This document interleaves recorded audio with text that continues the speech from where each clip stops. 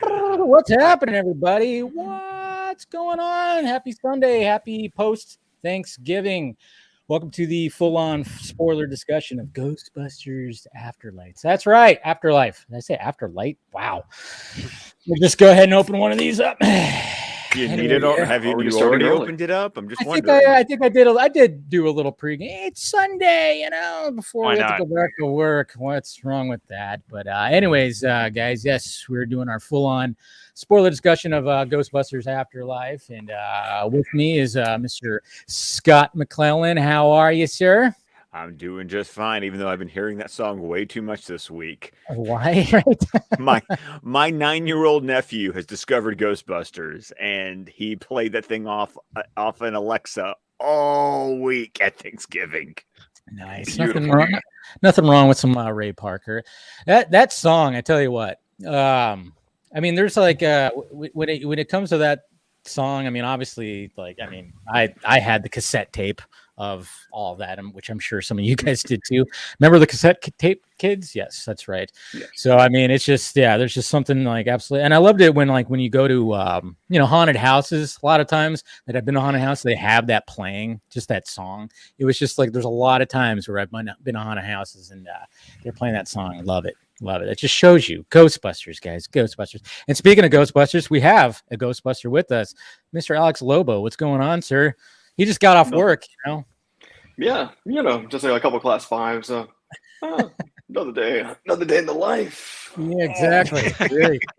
Look at that. Even though you got the elbow pads and everything. I love it. Absolutely love it. And then we got. Yeah, you got it. Then we got Mr. Aaron Bailey. What's going on, How's sir? it going, man? I'm ready to cry a little bit about this movie, I know. Just tear up a little.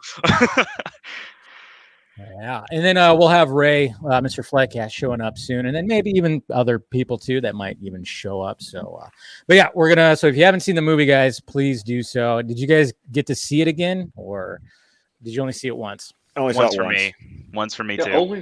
Only saw it once, but I felt like I've seen it already more than 20 to 50 times, just going over the timeline over and over again. Just that's the excitement from everybody. It's just everyone has really been talking about it, and it was kind of weird to go like, wow, there was no one respected. Let's be honest, no one respects spoilers at all. But it seemed like everyone didn't mind because we all just kind of like collectively was celebrating getting to see this movie. Yeah, no, that's pretty much. Yep. I know that when it came to making the thumbnail, I was like, the image of the three of them finally started circulating. We had a good, clear image of the three of them. So I'm like, yeah, that's what I was going to look for. I wanted that in the shot. I'm like, it's, we all know that they were going to show up in it, so it's not like it's like any kind of spoiler, but the way that they do it, which we'll talk about, of course, and maybe some, teary eyes could have. And even I got to watch it again yesterday. Because, obviously I was in Vegas and convinced the family because they hadn't seen it yet. So a group of us went Saturday morning to go watch it again. And yeah, even my dad was like, geez, that got me teary-eyed. I'm like, yes, it did. And he got me again too. My God. But we'll talk about that scene. But what I wanted to do first, though, is kind of go around the table and be like, when did you first get into Ghostbusters? Let's start with you, Scott. I don't really know exactly when. I have a few benchmarks. It's one of those childhood things where it's like I can't plant my flag on a date.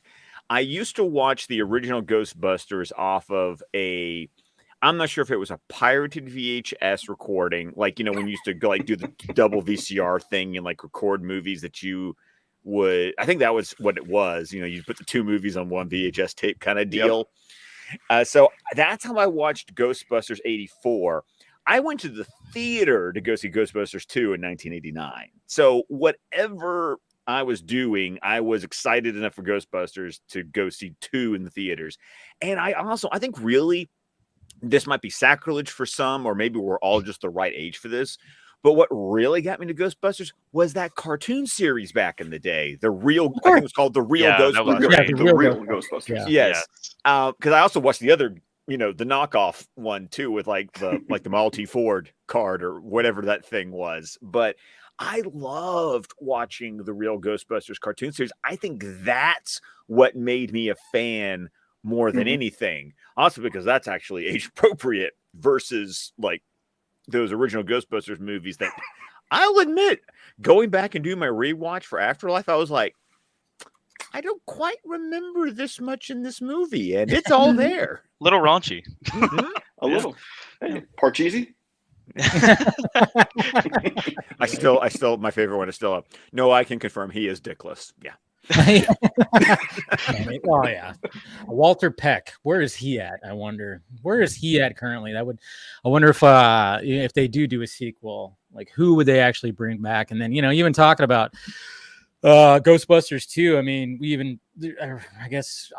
Jason Reitman today or over the weekend said that he's not ruling out that doing a sequel and bringing back Vigo. I think one of the quotes he said, there can't just be one painting of Vigo. And I went, yeah, you could be riding a horse. You could be impaling somebody. Dude, all I know is that movie scared the shit out of me when I was a kid. First one I watched so religiously, but man, I remember being in the movie theater of Ghostbusters 2. Me and my friend, we were both crouched in our chairs, eyes like going, because Vigo just really freaked me out. It was very difficult when it came out on video because I loved it. I loved the Ghostbusters part, but man, it was like difficult for me to just watch the Vigo parts. It would freak me out, man. I tell you, dude. Especially the subway scene with the heads on the spike. Yes. I was like, oh, it got dark. It really got dark. I mean, one of the things about and Dan Aykroyd, as much as these movies are comedies, he took a lot of that stuff really like Dan Aykroyd is big on the whole paranormal thing. I mean, you listen to that guy talk, he's all about it. I mean, and then when you go back and rewatch some of that and you hear the detail, like when they're talking about what they looked into and just a lot of the things that when it talks to about the structures of the structure of the building and what's his name, Shandor, and all the history, which of course is talked about in this, which is great. But how about you, Alex? What was your first fun memory of Ghostbusters? Oh man. It's I just like Scott had to piece this one together, and for this, like I wasn't old enough to see Ghostbusters '84. I was born in '86, so I think it was I got into the cartoons between '89 to '91. That was like my first foray into Ghostbusters, not knowing that there was a live action show. Like I got in deep with this cartoon. Like I got the toys. Like it was always on commercials. I'm always like, one of the reasons why I woke up early from bed because of the reruns that they had on UPN. And then like racing back home and just getting that next episode. Like I was enthralled in it. But the live action, that I do remember because my family, especially my father. My father brings this up religiously. Yeah. Because it was one fateful Friday, we went to Blockbuster and the kids, Blockbuster. If this is not like on Netflix where you could choose any movie, and if you don't like it, you switch to the next.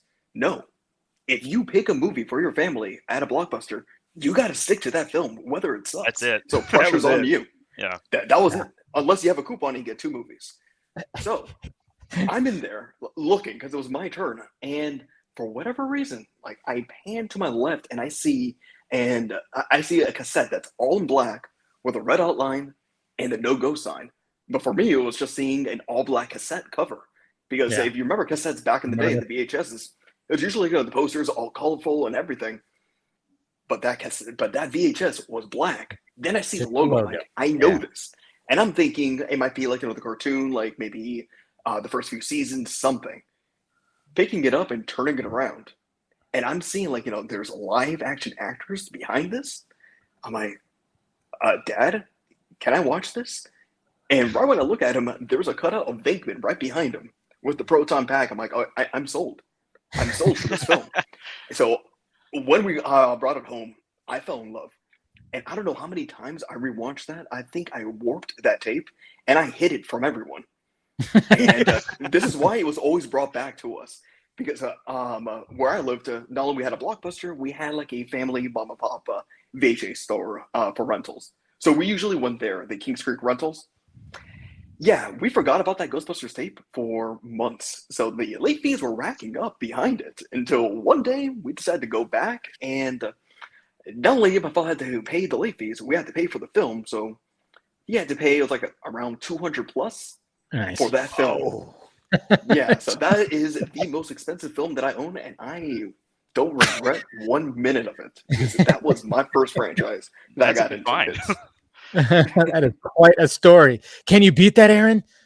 No, I actually can't, but I do have something interesting, which is everybody here is a little bit older than me because I was born in '94, so you guys have me beat by quite a bit. Just a decade plus. Yeah, just a little bit. But I actually saw or watched Ghostbusters for the first time because of Dan Aykroyd's cameo in Casper. So he comes out. Right, I forgot about that. I forgot about that. Somebody else. And I was like, at first, I was like, oh, that's the guy from SNL. Like, oh, I know him. And then I was like, well, no, like I've never seen that character. What is that from? And then I can't remember if it was my dad or who it was. It was like, oh my God, that's Ghostbusters, man. You don't know that? No. We went immediately, like just like you, we went to Blockbuster, and I was like, find me this movie. I have to know what this is. And it turned out it was Ghostbusters, and I watched it for the first time on VHS, and I was like, you have got to be kidding me. This is the coolest thing ever. And he was like, well, there's a sequel. There's a sequel? Oh my God. Like, so I, that was my first time watching it. And I feel bad because then it's people are like, I saw it in the theater and and I'm like, mine was through a secondary cameo that wasn't even canon to the original movie. So no, hey, we all find our way. I mean, it's like you shouldn't feel bad. You weren't even born yet. That's true. I mean, there's only 2 movies, and they were both a good solid 5 to 6 years before you were born. Yeah. No. And I just remember like people that were older than me and in grades older than me talking about it, and that had big fans of Ghostbusters that went to school with me, and I was like, so like, what is this? And they're like, you gotta watch the second one. And I was like, okay, cool. And I watched the second one, and just like you guys, I was like absolutely freaked out with all the what was his name? Vigo. Yeah. God, oh my God, and that painting. Oh, jeez. Yeah. Oh, it's creepy. Freaked me out as a kid. Oh. Okay, let me ask you guys because before we get into Afterlife, because this was something I was not aware of, and because Twitter. Before you say that, we have our 5th person coming in here, and of course, fitting, I have the drop for him with this, Mr. Ray. Ray. There you go. Perfect. Wait, no. What's going on, Ray? How you doing? I'm still in shock from things that happened yesterday. If you followed me on Twitter at all, you know exactly what that was about. But yes, I'm good. I'm really good. Actually. And then before you were like, he needs to tell his story. We're going around the horn and like, when did you first get into Ghostbusters? What's your first memory, I should say? So I was recalling this when I was reviewing Afterlife on my show. I actually saw these out of order.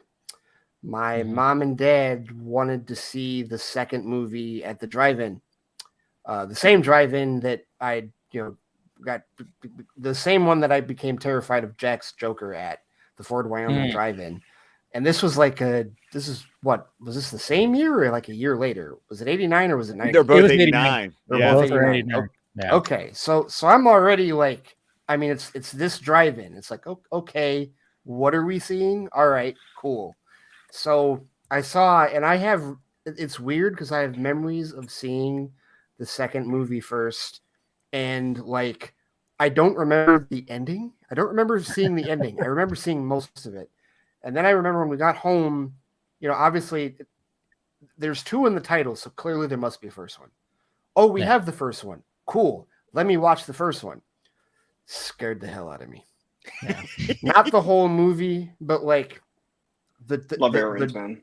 Well, just like the dog. Why do we call them dogs? I don't know, but they're hellhound. They're demons. Demons with horns. No, there's a point in the movie. Not kidding. For a couple years as a kid, when I would watch the movie, I had to fast forward through the part where Dana is possessed at first. When he goes to see her at the apartment, the Zool voice scared the hell out of me. Yeah, and the breathing. It was. I mean, my God.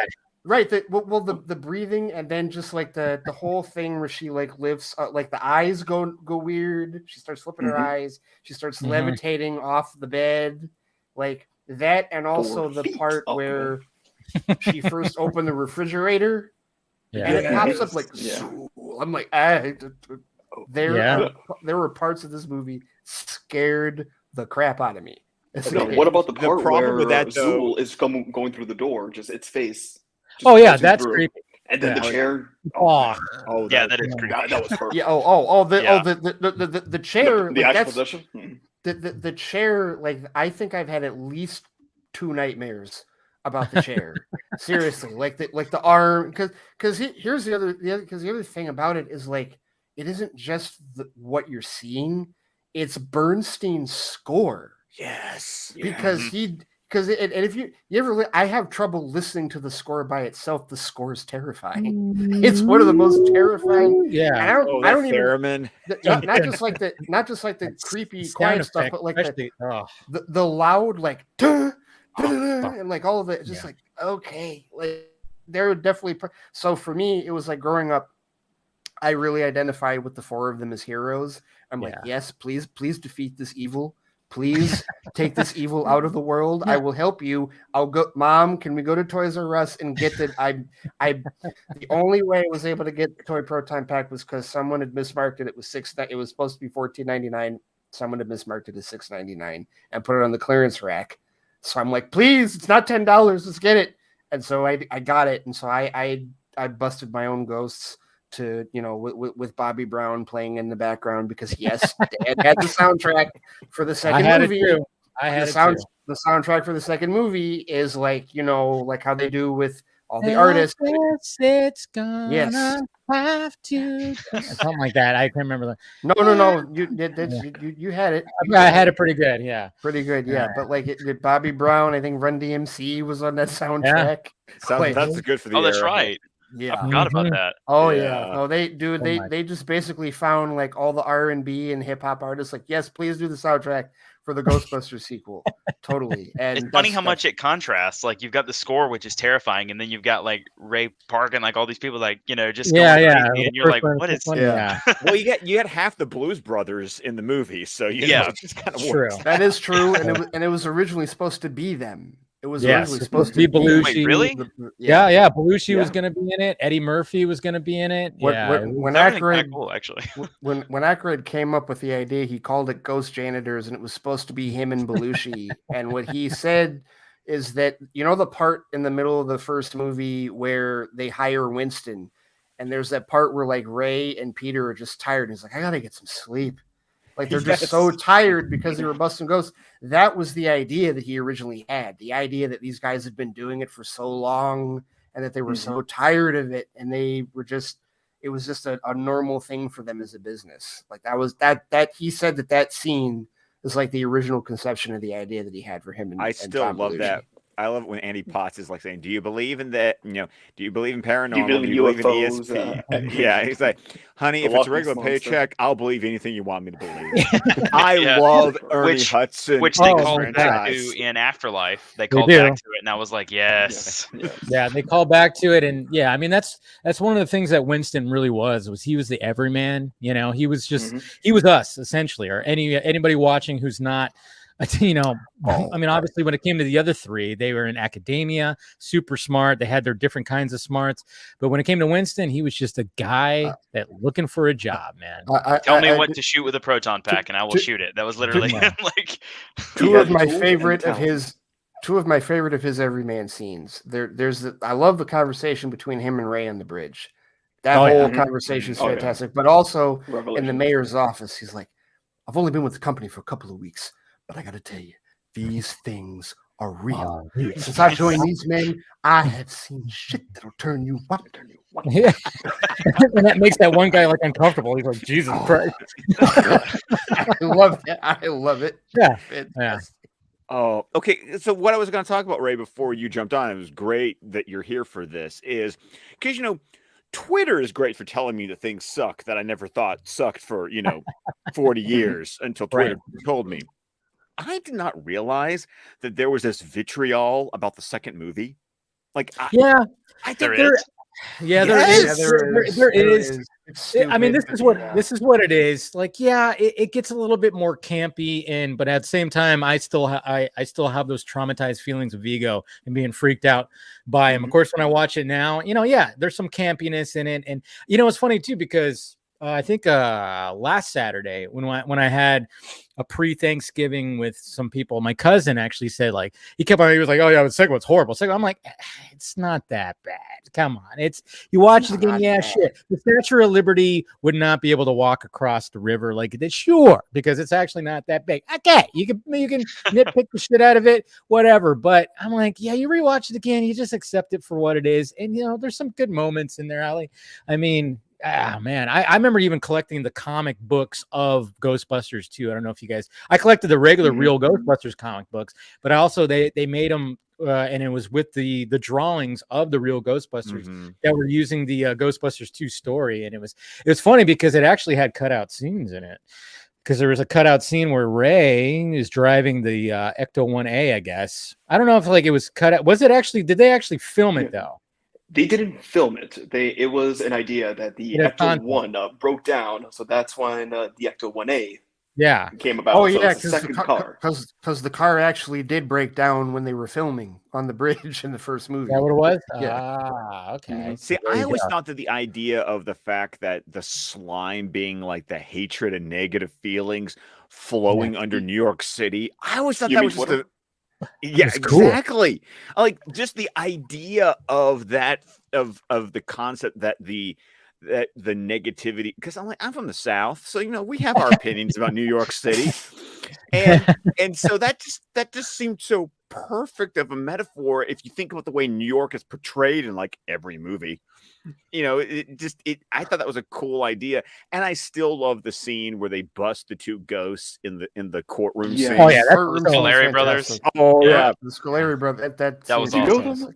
I put him in the chair. I think we be that fast and you be slow.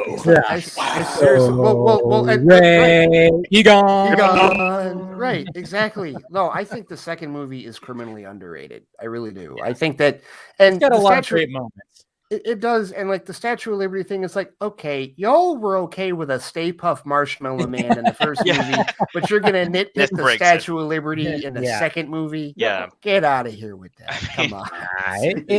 There's a lot of good moments in that movie, but let's dive into it now. Now that we've got our backstories when it comes to my backstory, it was the movie first. I just love the movie, and it's funny too because talking about like some of those scenes, like specifically that the Dana scene where with the score and everything, when she just leans back in her chair and it's like it's just the way that it's shot and you see the glow behind the door and you hear and you just hear that build up and she's like, oh shit, and then the hands come out. That's a freaky scene, but it didn't scare me when I was a kid. But yet Vigo and his long hair did. Yeah, I don't know what it's those eyes. Terrifying. Yeah. But and then of course dressed up as a Ghostbuster many times for Halloween, had Ghostbusters birthday parties. I'm sure Mama Film Junkie, she even told me she's going to try to dig up some of those, so I would not be surprised if you guys see all that later. And I will save it on my phone. Wait, exactly. I'm jealous.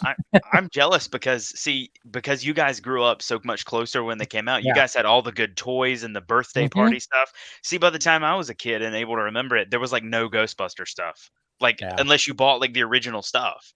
So it was like, oh yeah, we had the cool jumpsuit, and then of course the plastic proton pack that had the foam laser. Yes, I had that. Yes, they made one for that. They also made, I don't know if you guys ever saw this, but they made a slime blaster set too that you could wear. I had the slime blaster. They did make one. Proton pack, the ghost trap. I never got the ghost trap. That was the thing I could never. Awesome because it used that compressed air to open up the doors. Yeah, so it was like a rubber trigger, that you stepped on, and it just opened it up, and it was fantastic. And it glue in the dark too. Yeah, the door. Yeah, it really did. Yeah. So, anyways, man. So now we finally got to see Ghostbusters Afterlife. After how many times it got delayed? Oh my lord, we were supposed to see this last summer, 2019 or 2020. Yes. 2020. It was supposed to be July of 2020, which makes sense because as I started watching the movie and I realized the movie was taking place during the summer, there was just that small part of me that went, damn it. Yeah. Like there was supposed to be that synergy of a summer movie that takes place during the summer. Yeah. Well, and also I was and I didn't do the math in my head, but I was looking at the years on the wall, and like clearly they digitally changed the last one. But I was like, yeah, there's probably a math that got all thrown off that they were trying to do with all this, and yeah, that bugged me. Yeah, I noticed that in the scene with the thing across in the tomb or whatever, and then they had the numbers across. I was like, something's off here because like their math is not. But they were doing it, I guess, for 2020 or 2019, right? And so it kind of makes you wonder if why didn't they just leave it, or I don't know. Yeah, was it going to take me out of it? It'd be like, everybody would understand that. Hey, it's not 2021 here, But I mean, who knows? It was probably one of those decisions they went back and forth on. But yeah, it was. So the opening of the movie, man, I was not expecting a full on Egon opening. Like I was wondering going into this movie, I was going, so I kept thinking, how are they going to represent Egon? I mean, obviously going by the trailer, we were like, all right, so his family gets handed down this old creepy farmhouse, which, man, that the jokes on all that. The dirt farmer had a family. They really didn't like him. Is he going to be missed? Nope. People in Somerville were not too fond of Egon. Pretty much everybody is not too fond of Egon. In this whole movie, I mean, the family, the daughter, and it's just like, I didn't know this guy. He just totally did not want me in his life, blah, blah, blah. When we first hear Ray talk about him, it was like, he was just like, Egon can go to hell. And I was like, whoa, that was like, that was shocking. I mean, even like the whole, like the opening night, the theater was like, people were like, oh shit. That actually worried me when I first started watching it, because I was like, oh no. I was like, they're going to play this up as he did some horrible, awful thing to the other team members. Until they explained it, I was like, oh God. Oh man. And it don't disrespect him like that. So it pays off, which we'll get to. But yeah, the fact that it opened up, obviously we get this shot of like, Close Encounters of the Third Kind of Devil's Mountain kind of thing, where it's like totally, which that was totally, I was getting that vibe, which I think that's what they were kind of going for. And we just see this like whirlwind of clouds and just craziness going on, and Egon is racing out of there. And like at first I was like, oh wait, that's Egon. I'm like, are they going to show his face? They did such a great job of just kind of like letting you know that yes, this is Egon. Like, yes, shadow. Yes. It was so great because at no point did I feel taken out. No. And I'm someone watching it going, I know Harold Ramis has passed on. Like, so I know why they're doing it. But there's gonna be someone else who doesn't get it.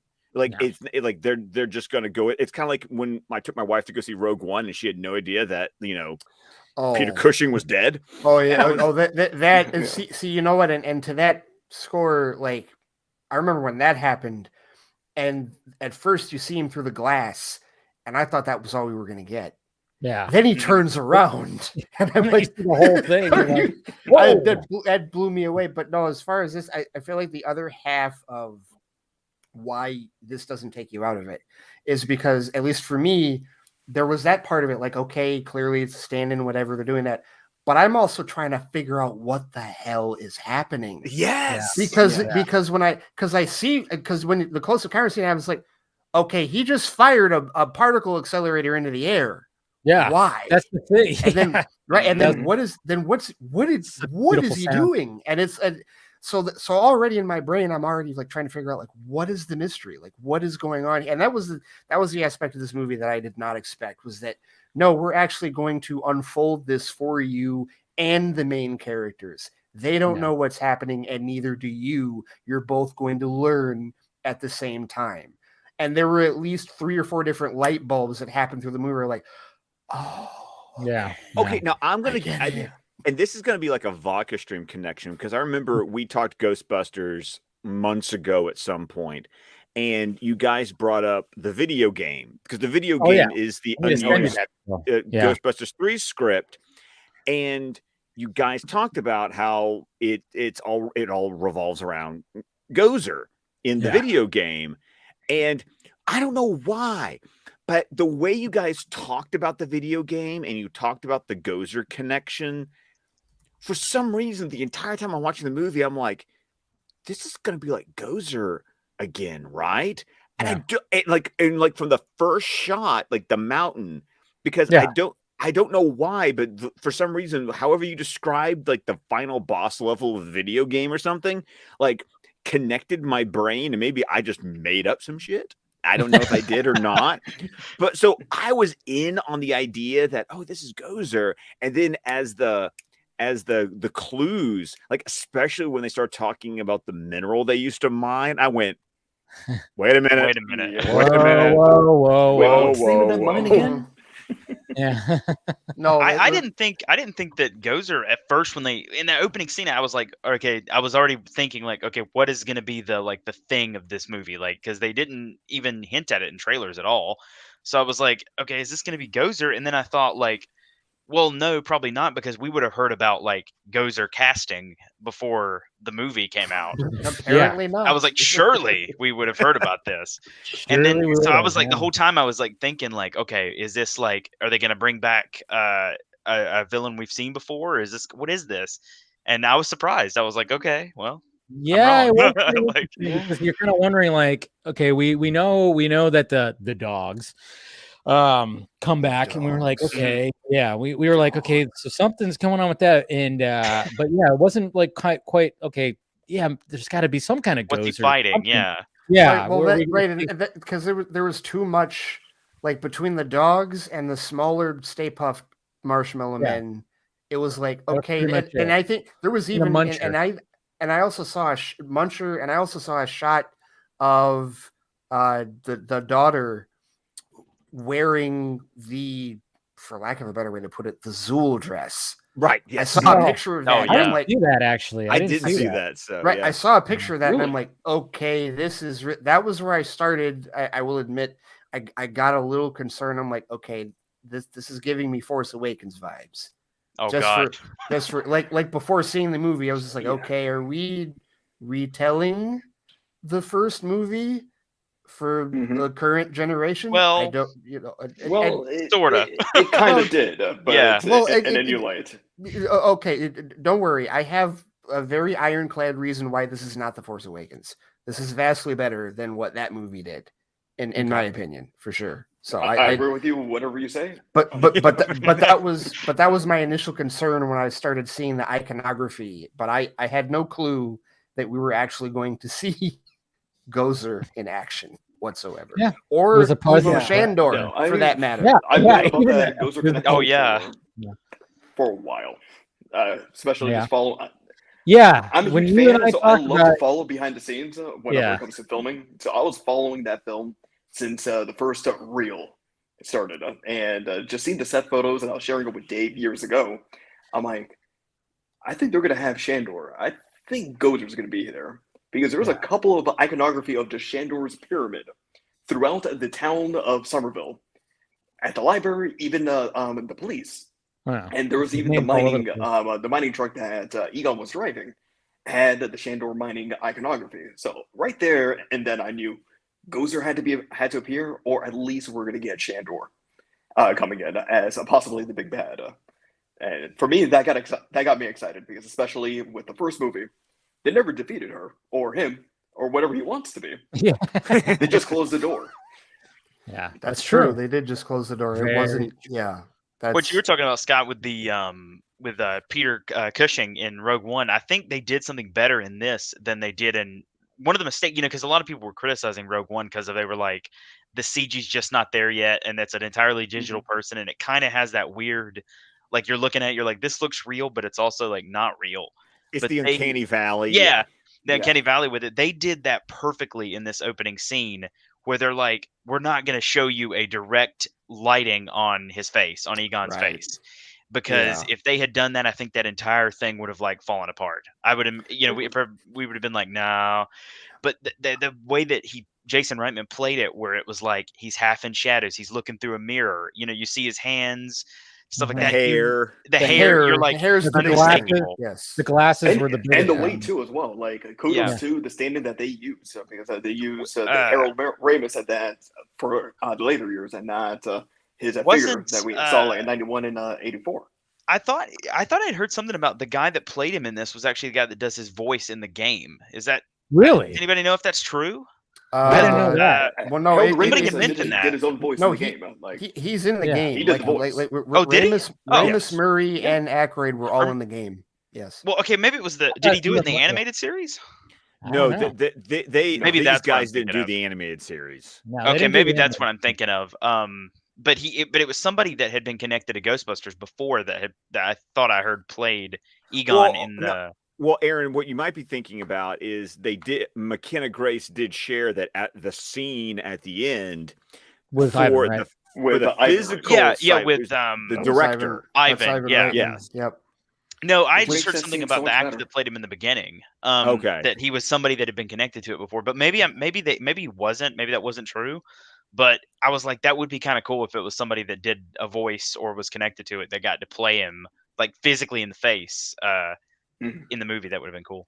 Well, Yeah. and they were able to, because of the way that they crafted the scene, not giving him any dialogue, which was really like they were able to make his character speak throughout this film in very creative and in a couple cases really heartfelt ways.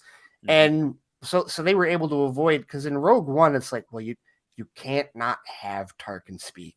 He has to have dialogue. It's just not going to work. Not only because of Episode 4, but also because of Clone Wars, which he's in. You had to have him speak. In this case, you didn't have to have Egon speak. So they were able to be crafty and not have to worry about a voice or assigning any speech to him whatsoever. Because I think that's where they always slip up, is like when somebody's talking and they're fully CG and you're looking at their mouth and you're like, that's not quite what his mouth's supposed to be doing. So that was smart, actually, that he didn't say anything. But I feel like I got more emotion from him not saying anything than some CG characters that talk the whole time. So I was like, Yeah, I'm cool. going to completely agree with that, Aaron. Yeah. No, I mean, the way they shot that scene, I was like, okay, that's cool. And then, of course, some callbacks too that we saw in there. I mean, obviously, we're talking about the chair. I mean, he's sitting in a chair, and what happens in that chair? There's a lot. And then, of course, that mist that comes into Yes, something there, which was actually the third Terror Dog. Oh, that was Was the it really? third. See, this is why I brought it. Alex, he knows all these. Yeah. Things. You just, I have because no the thing idea. is, like when these toys release, when you put them together, you get what was called the Sentinel Terror Dog. I Oh, was that's wondering right. if this was Oh, just that a one. stand-in Oh, toy right. for just to have a toy, or was this going to be in the film? So right when the mist is right behind Egon, there's He's a in the shape trailer, of the isn't dog with a different type of horn set. Yeah, it wasn't so like. that's- Oh, okay. it was like standing. Yeah. That's in the Yeah, trailer. Okay, That's so in one that of might be the Sentinel. Yeah. I didn't know there was a Interesting. third one. Wow. See, Yeah. there you go. Oh my God. There we go. There we go. So, so then of course, the kid, or we get to know the, of course, Carrie Coon plays. That's her name, right? Carrie Coon. Is that her name? Yep. Yes, Yeah. that's She her was name. also in Avengers: Infinity War. She played the main. Proxima she- Midnight. There it Approximately, yes. Yeah. Yeah, she was. Yeah. That's pretty much all I kind of like knew her from. But She's also in Gone Girl. She's Yeah. the sister in Gone that's Girl. right. Ben Affleck's Oh, sister. right. Yep. There it is. Sure. Yeah. Okay. There Yeah, it you is. said that. That's I'm like, Yeah. that's the first. She's been in a bunch of other stuff, but that's the first thing I know her from. Yeah. No, man. I mean, yeah. Okay. So that totally didn't even put that together, because I was like, oh yeah, I know her from Endgame. That's probably only it. And I forgot to look at her IMDb. So thank you for that. Yeah. Because I knew there was like something else. I was like, what is it? Because obviously in Infinity War, I should say, not Endgame. Well, I guess she was also in Endgame, or no? She got killed. No, in Infinity. the children. Yeah. The children of Thanos aren't in this. Yeah, that's No, right. They they're get not. they're in defeated they're in Infinity Endgame, but they're in flashbacks. They're in like the past. Oh, Thanos. yes, That's- you're right. yeah. You're right. But yeah, True but that. they're But she's in it for like 2 seconds. Out of all the other ones, she's in it for like one or two Yeah. seconds. well, and it's all mocap, so you can't even tell unless you know Yeah. her voice. She was really That's good in her. this, though. She was like fantastic. Yeah, the dynamic between this little family right here, I thought was pretty good. Like, of course, you got Finn. What's his name? Finn Wolfhard. Wolfhard. Wolfhard. There you go, from Stranger Things, and then of course McKenna Grace. You know what's Wow. funny? amazing in this movie. And you know what's great about it is, like, mainly when you look at her IMDb, she always is young, whoever the main character is. She has played so many young versions of different characters that I'm so glad that she was the star. You had brought that up, and I was testing that. Like, I went to, like, when I was doing the review, like, I went to her wiki, and yeah, like, it is absolute, and it's not Captain just Marvel, I, Tanya, right, even Malignant. Young Tanya Harding, young Carol Danvers, young Daphne Blake in Scoob, young Madison Lake in Malignant. That's just in her movies. Like, if you go to TV, young Emma Swan in Once Upon a Time, young Sabrina Spellman in The Chilling Adventures every of child Sabrina. looked like McKenna Grace. Every woman. That's what I made that joke. I'm like, does Hollywood think McKenna Grace looks like every young actress, like a young version of every actress in fucking Hollywood? Well, it's so good because this is probably one of the few times she's gotten to really, like, she's not being like, okay, imitate this person when they like what you think they would be like as a kid. She just got to be like her own character. Now, of course, she was imitating a little bit, having a little bit of like Egon in her performance, obviously. Right, but she made also her is her own within exactly. Yeah. She was that perfectly awkward, smart. I'm gonna be honest. I related to her way too much than I should feel comfortable admitting.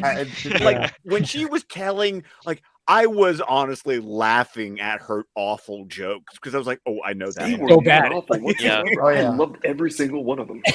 Well, and it's not an imitation. It's lineage. It's like it's one of those cases where you look at her and go, I know whose grandkid you are. I know exactly whose grandkid you are. I still love the fact that her first joke is, "Why don't you trust Adams? Because they make up everything." I was like, "Oh my god, I know that joke." I know, we all know that joke. That was like the most, The fact that she used the joke to actually help defeat the villain, defeat Gozer, was like, oh my god. When there's a callback to that, so it's pretty good. No, but when you get introduced, I mean, I thought the dynamic was pretty good because one of the things that even watching it the second time, I'm like, you know what? I mean, these kids are she obviously is super smart, and they established that right off the bat in their apartment. And she's like jacked into, all the other power to try to like run stuff. But then what they also established too with Trevor is that he's very mechanical. Like there's like when they're driving to Somerville, car breaks down and we see Trevor doing that. So that's why we can accept the fact that he gets the Ecto-1 to get going again, because you needed somebody to fix that thing up.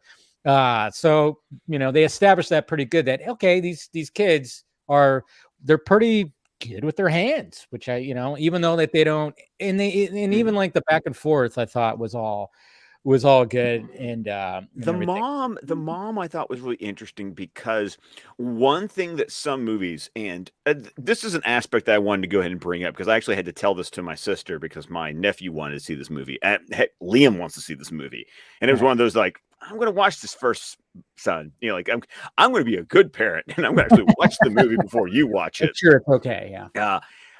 This is actually like the most family-friendly Ghostbusters it really is of all of them. Yes, it is. And you get that sense with the kids being the lead characters. And I was really concerned that what normally happens in these kind of movies is you get the kids who are super resourceful and super smart, and then the adults are all, flipping idiots. Yeah, they're like stupid. Right, exactly. Right. Yeah.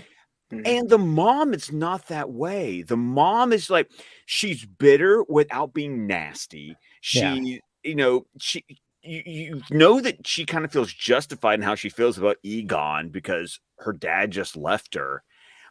And she's not nasty or mean to her kids. She's actually just very real with them, and they're very real with her.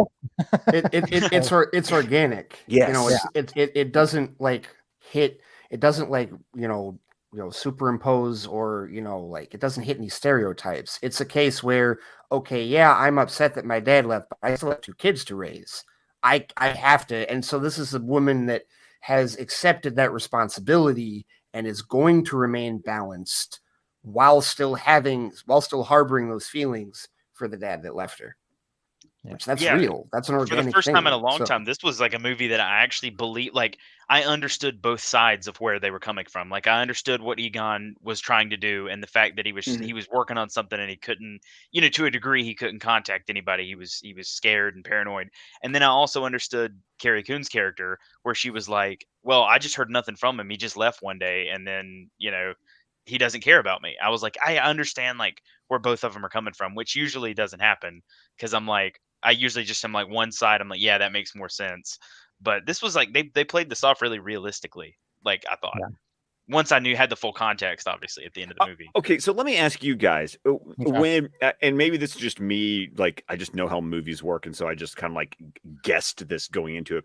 But when stand-in Egon, the beginning of the movie, in the prologue, has got the ghost scanner. When I saw the antenna go straight up, which is not something that happens in and it's like it's a new Egon upgrade. It's a new thing, and then he got enveloped. I don't know why, but I immediately went, Afterlife. He's gonna be a ghost. Like in my brain, I made that connection. I didn't put that together at first, to be honest. And I was like, oh man, okay, so I wonder. I just kind of went, I wonder how they're gonna do they got to do something towards the end. But then I didn't like put it together at first that when they get to the house and Phoebe has that chessboard. And then all of a sudden, like when she woke up and a pawn was moved, I was like, "Oh, that's where it hit me." I'm like, "Oh, Egon's trying to contact her."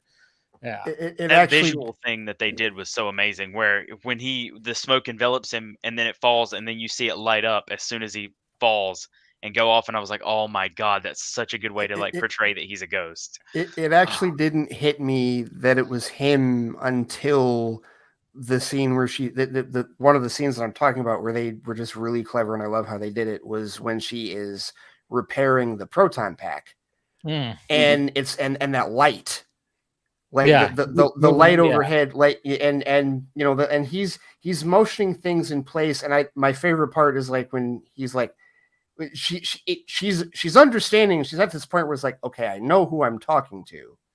And she's just like, how do you know all of this? And the light points to all the degrees on the wall. Oh, you're a genius. Got it. Yeah. Understood. And that's what I love about the Phoebe character. And she even explains it too, where it's like, she just processes things differently. They established when she starts talking to podcasts, which another character that I thought was great. I love great. Podcast is my favorite. Yeah. Podcast is my favorite. I love podcasts. And then I'll tell you what I love about podcasts. Okay. There's a part of me that like, when he, especially since he sought her out in that summer class, right? Because she's making no friends. Nobody else is interested in like anything.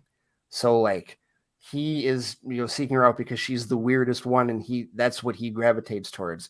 And so this whole time I'm like, this is what happened when Ray and Egon first met each other. Probably, huh? Yeah. This is totally like Ray and Egon as kids. This is totally like how their friendship started. It's totally what this is. You're weird too. Nice. Yeah. Let's hang out. Yeah. You got the awkward weird guy and the guy that like likes to talk, like, just talk. I mean, maybe it's like a combination. Even podcasts might even be like a combination of Ray and Peter, like slightly, because he's funny but he's also, he knows his shit, kind of thing. Yeah. And, all the occult stuff, because and a lot of Ray is like comes from Aykroyd's like he has like that thing with the occult, that obsession with all that shit. Yeah, totally. Like so, the Ray character, his whole family. Yeah. So like the Ray character is really steeped in his own personal lore. So that's why it's like all the stuff that podcasts do. And I love we'll get to it later, but I love his one follower. Yeah, great. You're the watcher. But podcast was also, when we're talking about like tropes in these kind of family-esque movies, dude, as soon as podcast happened, my arms immediately crossed because I was like, "Oh God, you're gonna be annoying. You're gonna be that annoying weird kid, right?" And then I found myself enjoying podcasts at the entire movie, going, "Dude, you threaded a needle. Yeah, good on you, kid. Like you remained adorable and entertaining and never became an annoying pain in the ass. Good on you." Because you get another kid actor with the exact same dialogue, and that kid is is an annoying pain in the ass for most of this movie. But Right. that kid nailed it. Alex, what are you No, saying? and the crazy thing about that kid, that was his first feature. In fact, his first Yeah. anything. Yeah. Yeah. What? He was only I was casted just about to say for like that. a couple commercials. That was it. Mhm. He's a strict nobody. I'll also take this time to point. I watched an interview with him and Celeste O'Connor, who plays the girl. He has puberty is hit, so that voice is gone. That voice is gone, and he's taller now. So Of course. yeah, because you got to remember this movie was shot summer of 2019. Oh, 2019. That's right. Yeah. So this was so 2 years ago. So of course it was right before. Oh yeah, because they revealed that shot that they shot just for the trailer of where it was panning in, and the tarp comes off the ecto. They released that in like mid 2019 because that was like the first thing from the movie, and they were like filming now. So that's I guess he had like nowhere. That's insane. That came out of nowhere. That definitely did. And I love how they tease that in the movie too, where like, Trevor's out there like looking like in the creepy garage. He's got his cell phone light, and then right as he lifts and you see the logo, it just goes out. It's like, you guys, wow, man, talk about just the build up to all the stuff. But and to Finn's credit, Finn has been. He got put into a lot of things when Stranger Things kind of hit, and he has not always been in the best movies, or they've put him in roles that he's been like really super annoying. I liked him in this movie because they didn't like he tried to be cool, and he so wasn't. Yeah, and yet it worked for him because I saw him in The Goldfinch, and there's so many things wrong with that movie. And him doing a Russian accent the whole movie was one of them. Oh, God. Yeah. So it was nice to see this movie and go, okay, Finn, you finally redeemed yourself in something that's not Stranger Things. Don't put Goldfinch on your list. Okay. Yeah. The thing I liked about his character was that it was like you had him and his sister, and like she was aware, she knew she was nerdy, and was like, she just accepted it and was fine with it. He was like more so how some kids are. Like I was at one point where it was like I just wanted to be cool. Like I knew I was nerdy deep down, but I wanted to be cool. And Phoebe was just like, I'm happy being a nerd, like, and he was like trying to hang out with the cool kids, and they were like giving him crap and stuff. And I liked how they were brother and sister, but they weren't both the same character, because a lot of the times you'll either just have like a jerky older brother and like a nice little brother or something, but they were different but the same, which was cool.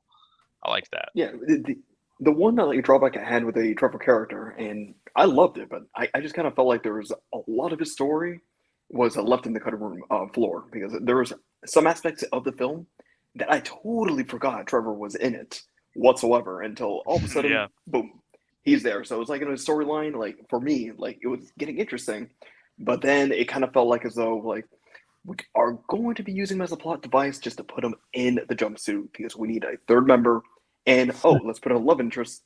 The sheriff too.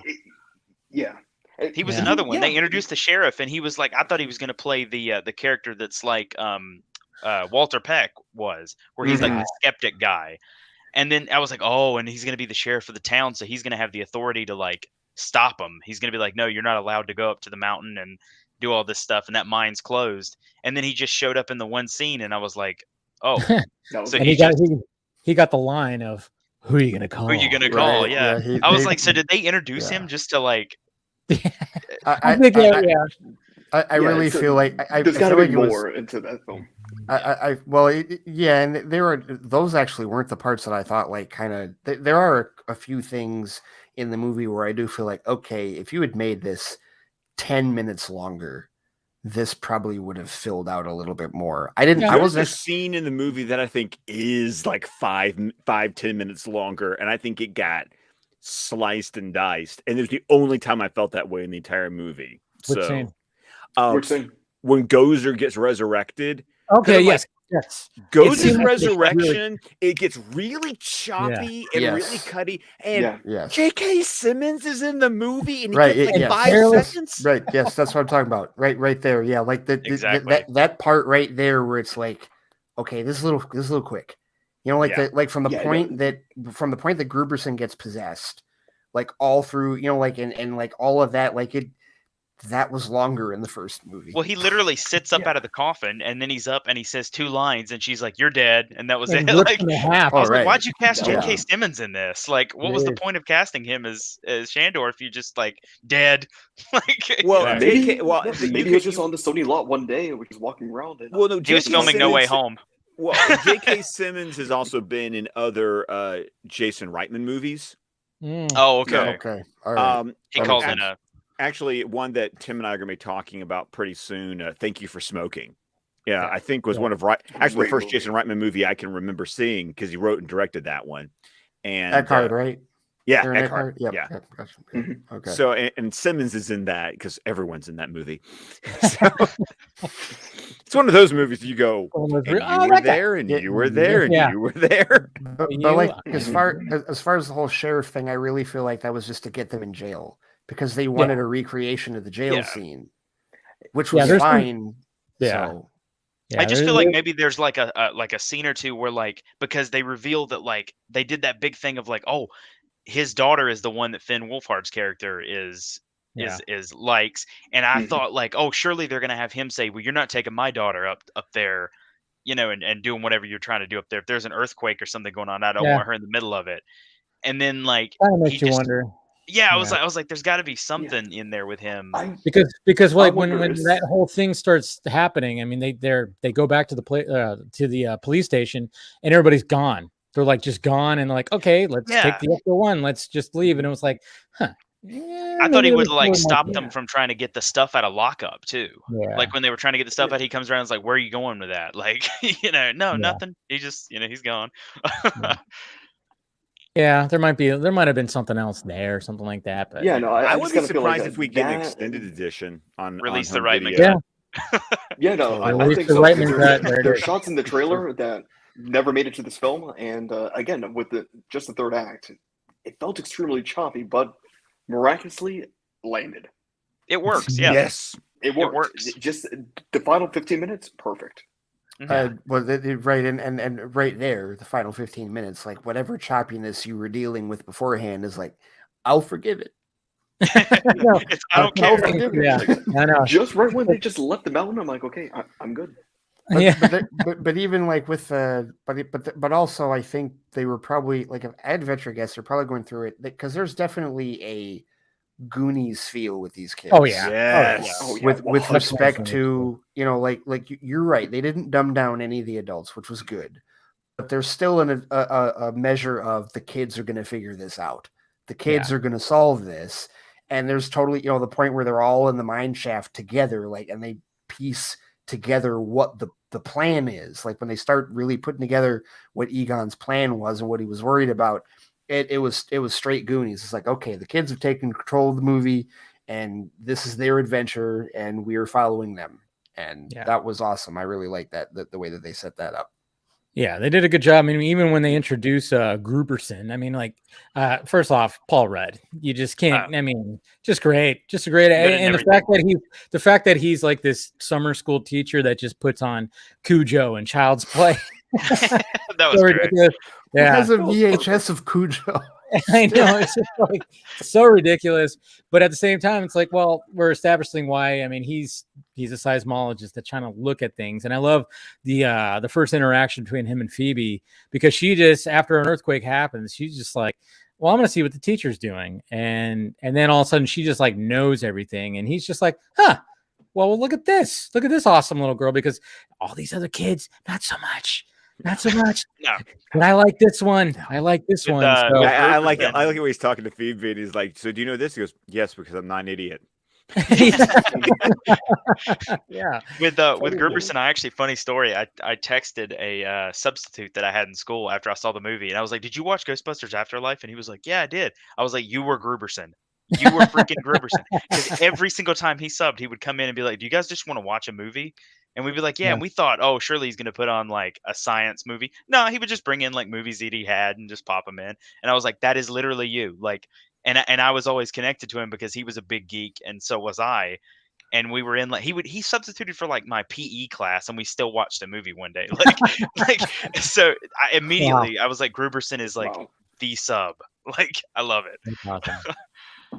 Yeah, that's awesome. Yeah, Paul Rudd was great, especially when they do the testing of like the trap. Like after, well, this is after they did the testing, of course, with the proton pack. Well, no, that's not after. No, the testing was before because they released that third demon dog, whatever, right? Because that's what Egon had trapped in there. Was that guy? With Vince Clorthon. Yeah, there you go. Yes, that's right. Yes. So when they do the test, I mean, it's it's a cool little funny scene, obviously. And then when it ends, too, just like, we got to get out of here. And she's all, "You're an adult." And he goes, "Yeah, liable." And liable. Oh man! And then of course takes him home because and then we have the scene where, and then cool little, obviously callback, the stacked books. Yes, and, yes. In the living room. I mean, that was like 100%. Was like the first thing I saw in there. Was there anything else like in that like the opening toaster. scene? The toaster was in there. Yep. I didn't see the toaster. Even the second time, I was like, that's from the second movie. Yes, which everybody says they're trying to claim is not canon. References And I'm sprinkled like, of the second movie and this movie. yeah. So the toaster was where? Just it was like in the background of one shot. I saw it there for sure. There's a my eye lot was of drawn to stuff it. just in the background. Like, yeah, I know. dude, And this movie's like an Easter egg hunt. And Aaron, there is you got nothing. the Crunch Bar, the Twinkie. Aaron, there's nothing that this movie officially does to retcon the second movie. Oh, I know. This I movie know. does not officially retcon the I just second saw a one lot at of people being like, "Yeah, this movie disrespects the second movie," and I'm like, "How?" Ray's at the occult bookstore. Yeah, he doesn't even have that's the biggest movie. connection. That's and the biggest Jason Reitman had to come out and be like, "No, guys, this is definitely canon to the second movie. I wouldn't have put in like a million references if it wasn't." The only thing, if I remember correctly, in Egon's lab underground, there was, I think, a jar of pink mood slime on the shelf. There was. Along with, I was looking around. Okay. Yeah. So there you go. Just because they didn't have like, because they didn't show a YouTube video of. That's the thing. That's the thing that I did find kind of weird was the fact that when they were going back and looking at the old videos, there was no reference of, well, yeah, and then the Ghostbusters made the Statue of Liberty walk on 1989. I would have thought maybe they would have like kind of showed like something, but all the videos that we saw were just from the 1984 Gozer attack. They should have made a cell phone joke, honestly. Yeah, right. That was like cell phones. That was probably the decision there, though, Dave, because they're probably since Gozer is coming back, and since that's like the whole point, they were just like, well, let's just stick to the first one. As far as like any major plot references, like to any of the pet, because you don't want to confuse anybody and think, because somebody would be like, well, then where's Vigo's painting? Or anything like that. When's he coming back? And if they do that with the sequel, maybe then they'll be like, oh yeah, and by the way, like, and then this time maybe the old dude, the old guys will have more predominant role where they're like going, okay, yeah, we dealt with this guy before. Check this out, and they show maybe the Statue of Liberty walking or whatever, and the freaking museum wrapped around a slime shell. Or something like that. So maybe they wanted to be like, bring back Oscar. Yeah. Oh, I know. That's what I'm kind of Oscar and his mom, definitely, yes. If they Oscar, do that, what? Oscar is older than Aaron. That's true. I mean, Jesus Christ. And there was But both of them are because like 89, yeah, because it was 30 years old. Because that was totally it was twin babies. That the Dusseldorfs, I think, were their real life names, if I'm not mistaken. Yeah. Now it's going to be interesting. Like, if a sequel happens, they're going to bring them. But a lot of little callbacks. I mean, obviously, when she first, I love the "Switch Me On" when she like tells podcast to switch on the. You brought up the testing scene earlier, and seriously, how was that not all of our dreams, dude? To like be in a yard and just like. To test the damn shoot the damn thing into the air. Yeah, I mean, and just like the sound of it and how they emphasized all that. I mean, it was so beautiful because we had a little bit of the sound effects in that opening scene because when we see, I guess Egon did it, just shot, just up into the clouds and whatever the hell. But just to have that, the testing of the proton pack and you hear it like turn on, just everything warm up, and then and then just all the noises. It's just like, oh, it's so beautiful. Like, go back to what Aaron said, though, having just a blinking red light to let you know that Yeah. Something's in it. Yeah. That's the blinking red light man. Yeah. It's like, yay. Right. This Yeah, movie and definitely rewarded me watching the 1984 movie like the night before I went to go see it. Like, yes. That's what I did too. Yes. But you were right, Alex. What you were saying is like there's a different kind of sound to it, slightly. Yeah, it was a different sound and also a different initial setup with Egon's proto pack. Because if you remember with the cyclotron with the 4 lights blinking, usually just like 1, 2, 3, 4. But for Egon, for whatever reason, they didn't really explain it in this film, that it's like the cyclotrons are going a lot faster than all the other ones. So you must have like done something to the pack throughout the years. Well, he did buy a lot of weird stuff from the hardware store, so that was probably and that was that guy's number 1 best customer. Yeah, exactly. Right. Yeah. The dirt farmer. No, but yeah, no, that's like every kid's dream right there. So I mean, it's funny too because even when she puts it on, you could tell like how awkward and heavy it is. Like even like she tries to pull the stick, and she's just like, like that. It's so awkward. And then when it happens, and then of course I love how podcast has raised like goggles, but it's a fucking like Polaroid camera thing. No, and that was crazy. I couldn't believe that. Give me the gun.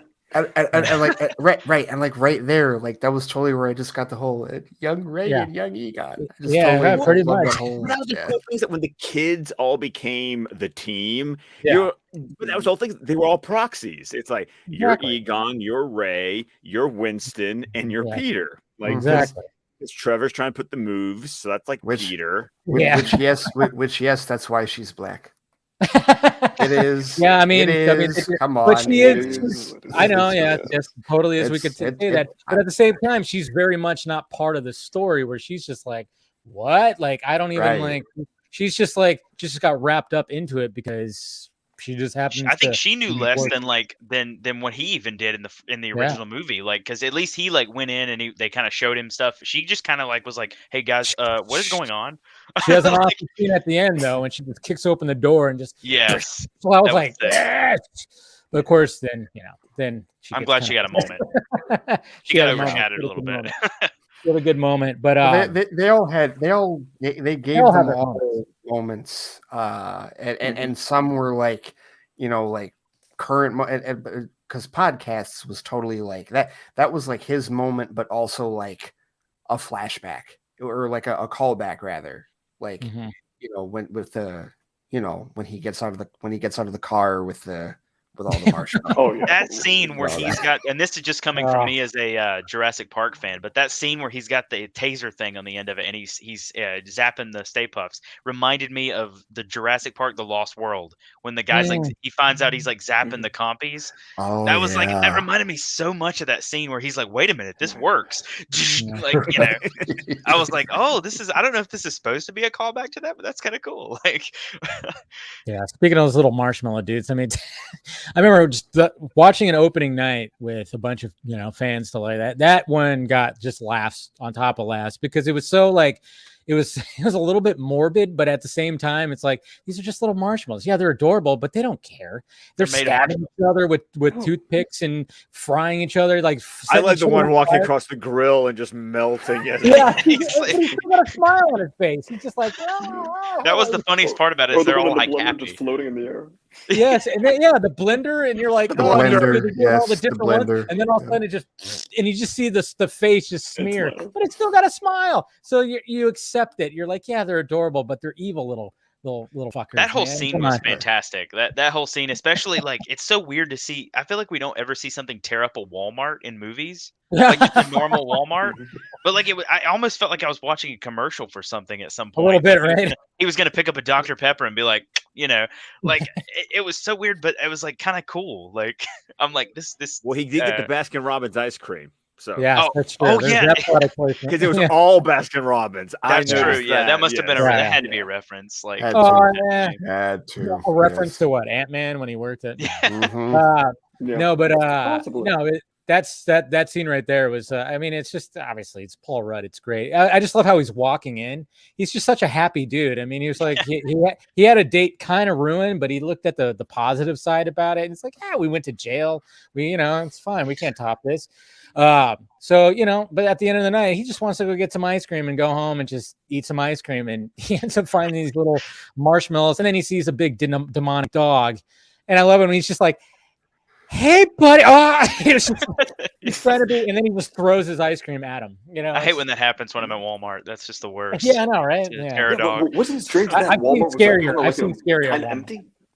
What's that? Yeah, no, that, at that time at night, I've been at a Walmart. No, that was not late night Walmarts. Yes, that's why you got to remember. You got to remember, it's Somerville too. So that's true. Yeah, it is. I will tell you, in the Midwest, and maybe it's the same way in the South, Scott, but it's very annoying because they'll have like 2 registers open total. Out of like 20. Yeah, self checkout for me. Right. Well, but depending on and not so much anymore because they're not 24 hours anymore. But when they were, they closed the self checkouts a lot of times.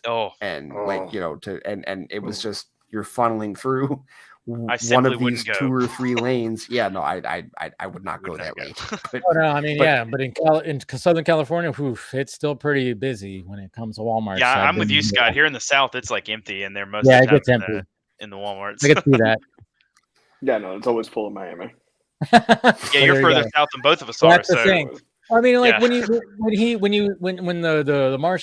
at all the little mini Stay Puft dudes, and then you hear commotion, you hear people scream, and they probably just whoever was in there just booked it out of there. So it was like he was just left there. And I know as soon as like that happened, I'm like, oh, he's gonna be the Keymaster. Shit. Yes. As soon as I was like, okay, that makes sense. He's the Rick Moranis character. Yeah, exactly. Basically.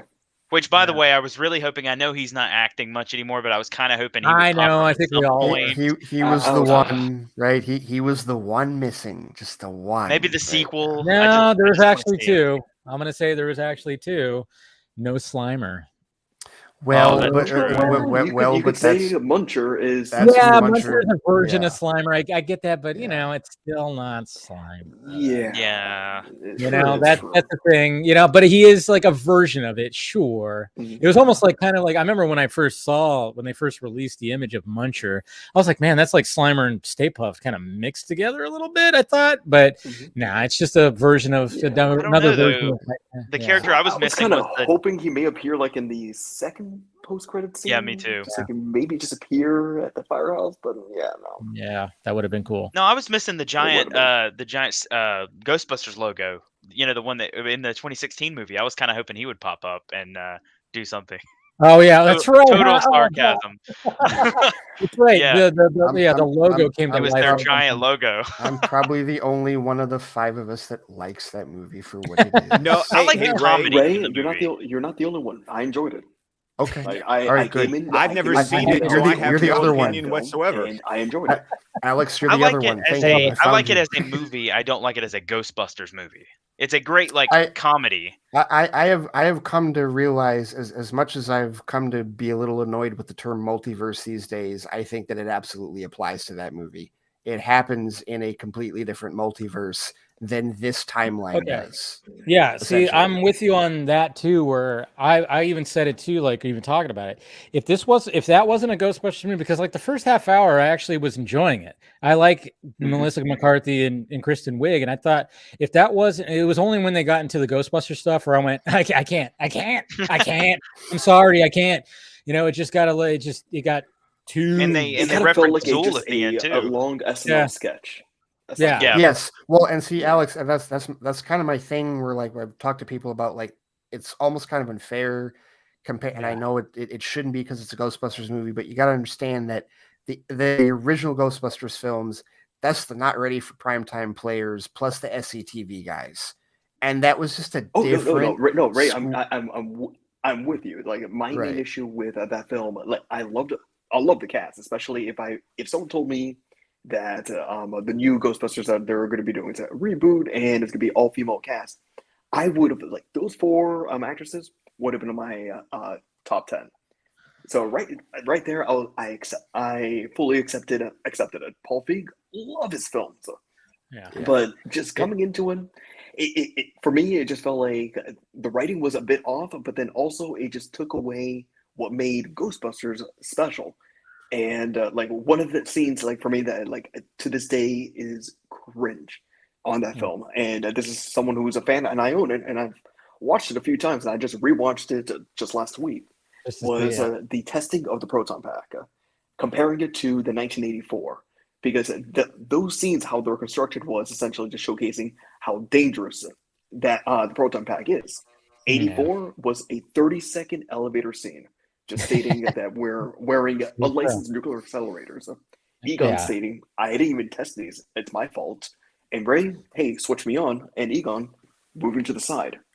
That's all you need to know. To the side. Egon and then they shoot the maid. And then Scott, you saying, like, oh, we're going to split up, we're going to be doing more damage.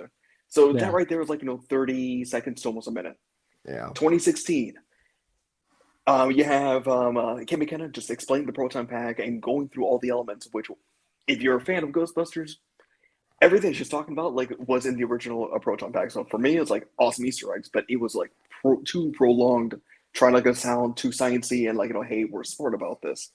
And then going to the alleyway and just giving it to Melissa McCarthy and just saying like, hey, plant your feet and just let it rip. And of course you have then stepping back as like a nice little callback. And then once she shoots, now she's riding a proton stream, stating she's riding a gator. So you kind of like, just state like, hey, we're just joking about how dangerous these things are. And we're just going to like, shit on it. That for me, that was the one thing that good thing that it tore me apart. Like it took away the seriousness behind what Ghostbusters was and made it too much of a comedy. And Ghostbusters was like, it was like before like Scott, go ahead. I gotta go, guys. You gotta go. Right. Take it easy, Scott. See you later. All right, take it easy. See you, man. Scott, Alex, to what you're saying, like that goes into my point is like I don't like necessarily. It's a different form of comedy. Like the comedy of Melissa McCarthy for me, Chris, like I felt as though if it was a Paul Feig film, it was a great Paul Feig film, right? But in the vein of Ghostbusters, not so much. But I do respect where he was going with it, because there's a lot of ideas he put in that were very original that actually we do see in the new Afterlife film, especially the upgrading of the packs and. There's a lot of good things that I came out of that film, but just calling it like the disaster that it was, and he had Gamergate and everyone just going against it, that wasn't completely unfair. Yeah, but for me, yeah. So, but it's it is what it is. It's just it was made for a different generation. It was made for a different audience. It was not made for the audience that like digs the originals or this movie. It just wasn't. Exactly. And what it did was it did bring in a new audience.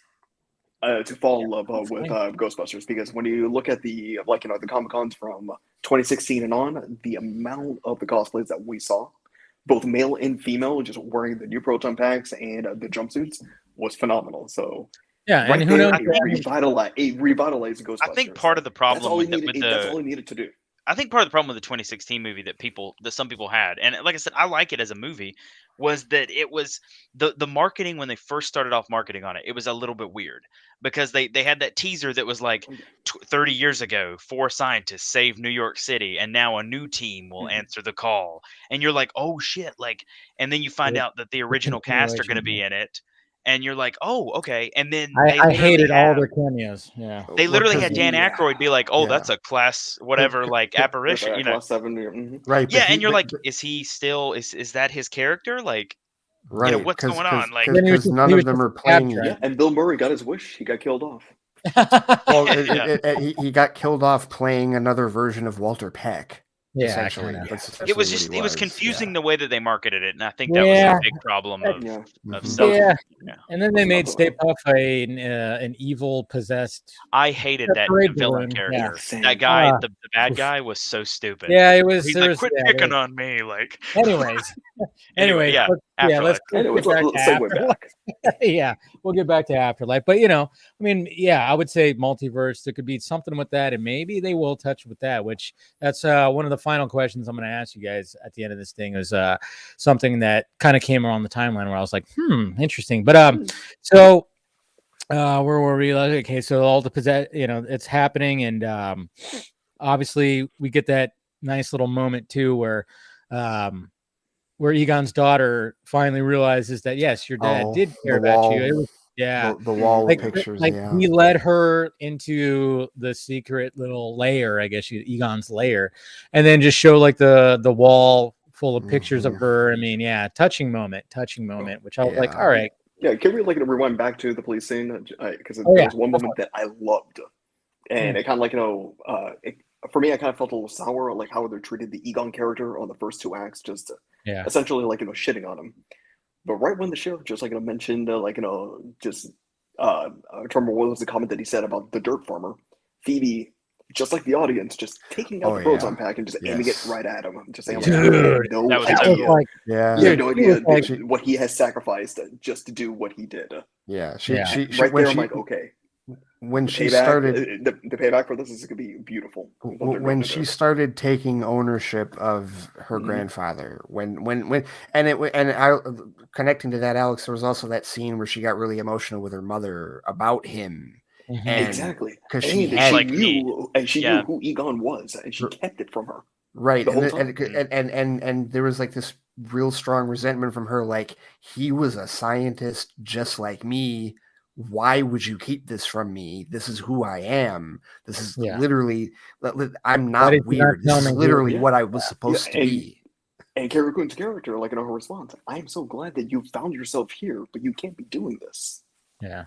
I honestly, I thought then even that before, sorry, but like before that, when she actually calls Ray, and then we get that little backstory of like, and I love that conversation. It's pretty fantastic where it's just, at first Ray's like, oh God. And as soon as like she says, are you Ray Stansky? She's like, all right, then I'm gonna go. And it's like she's like, oh, there's somebody that's prank calling me that knows they saw the number on a YouTube video. Crap.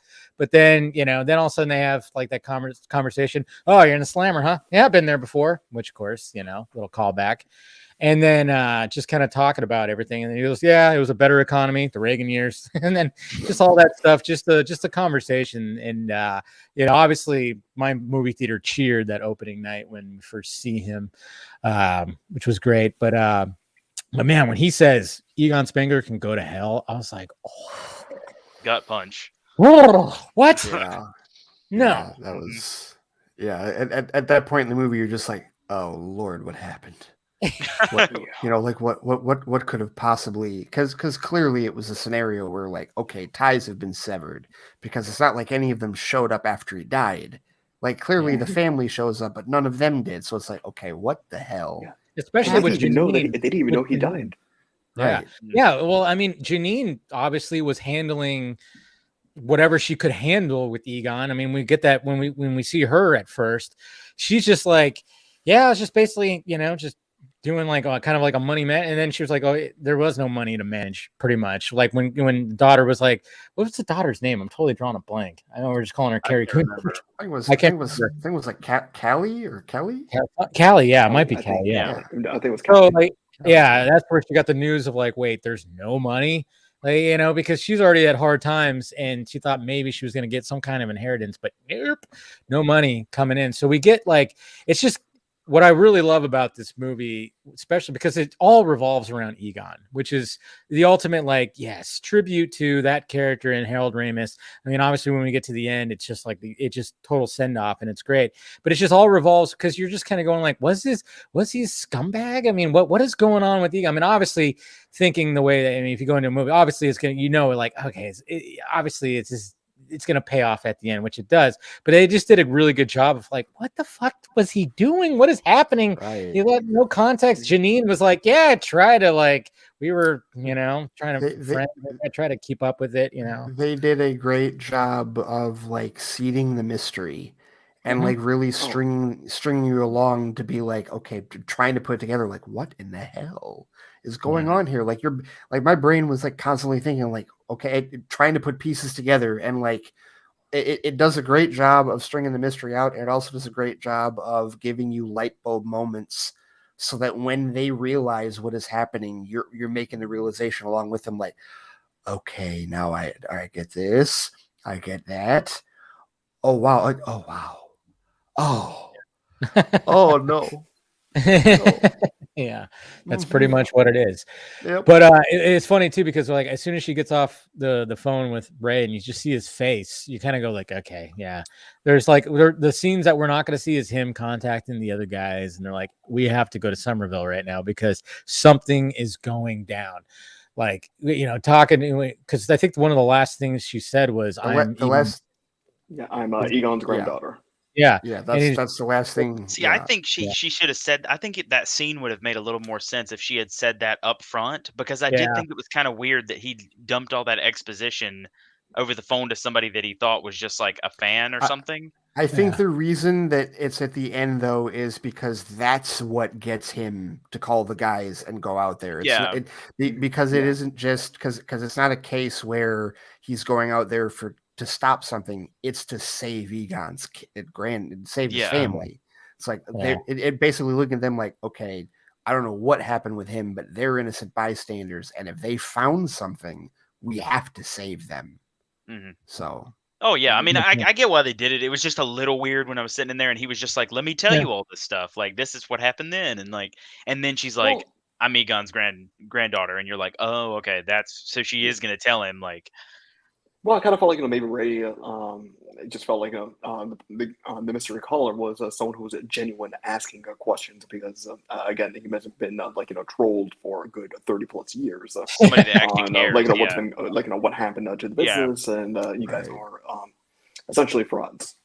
And we all know that Ray, he's. I mean, even though Vakeman's like the comic guy, Ray's a guy that will not shut the fuck up about things. So it was actually as much as I totally understand like a big exposition dump, sure, but he is one of those guys that late at night someone's calling him, and then he's just like, oh yeah, and then he's just talk. Well, and Dan Aykroyd's like that in real life too. Exactly. If you get him talking about his vodka, he's like Herkimer diamonds and blah blah blah blah, and like. I actually met Dan Aykroyd with his vodka, and he would not shut up. Yeah. There you go. At all. Yeah, he just goes on and on, and that's why that's why I'm love that he incorporated that into Ghostbusters, his love of the occult and stuff in real life, because it really just you can tell watching the movie that he's not playing a character in those scenes when he's talking about the apocalypse and stuff. He's just eating it up. I mean, just that whole and I looked when they opened the sixth seal, and behold, there was a great earthquake. And the sun became as black as sackcloth. In the movie, which was also a callback in this movie when they pull up to and it's all written on the boards and everything like that. It was like, also tattooed on Ray's arm as well. Yes, the revelation right there. That's right. But you're absolutely right. It's way too natural for him to have just read these lines. No, that came from him. Yeah, absolutely. He's just playing himself at that point. Right.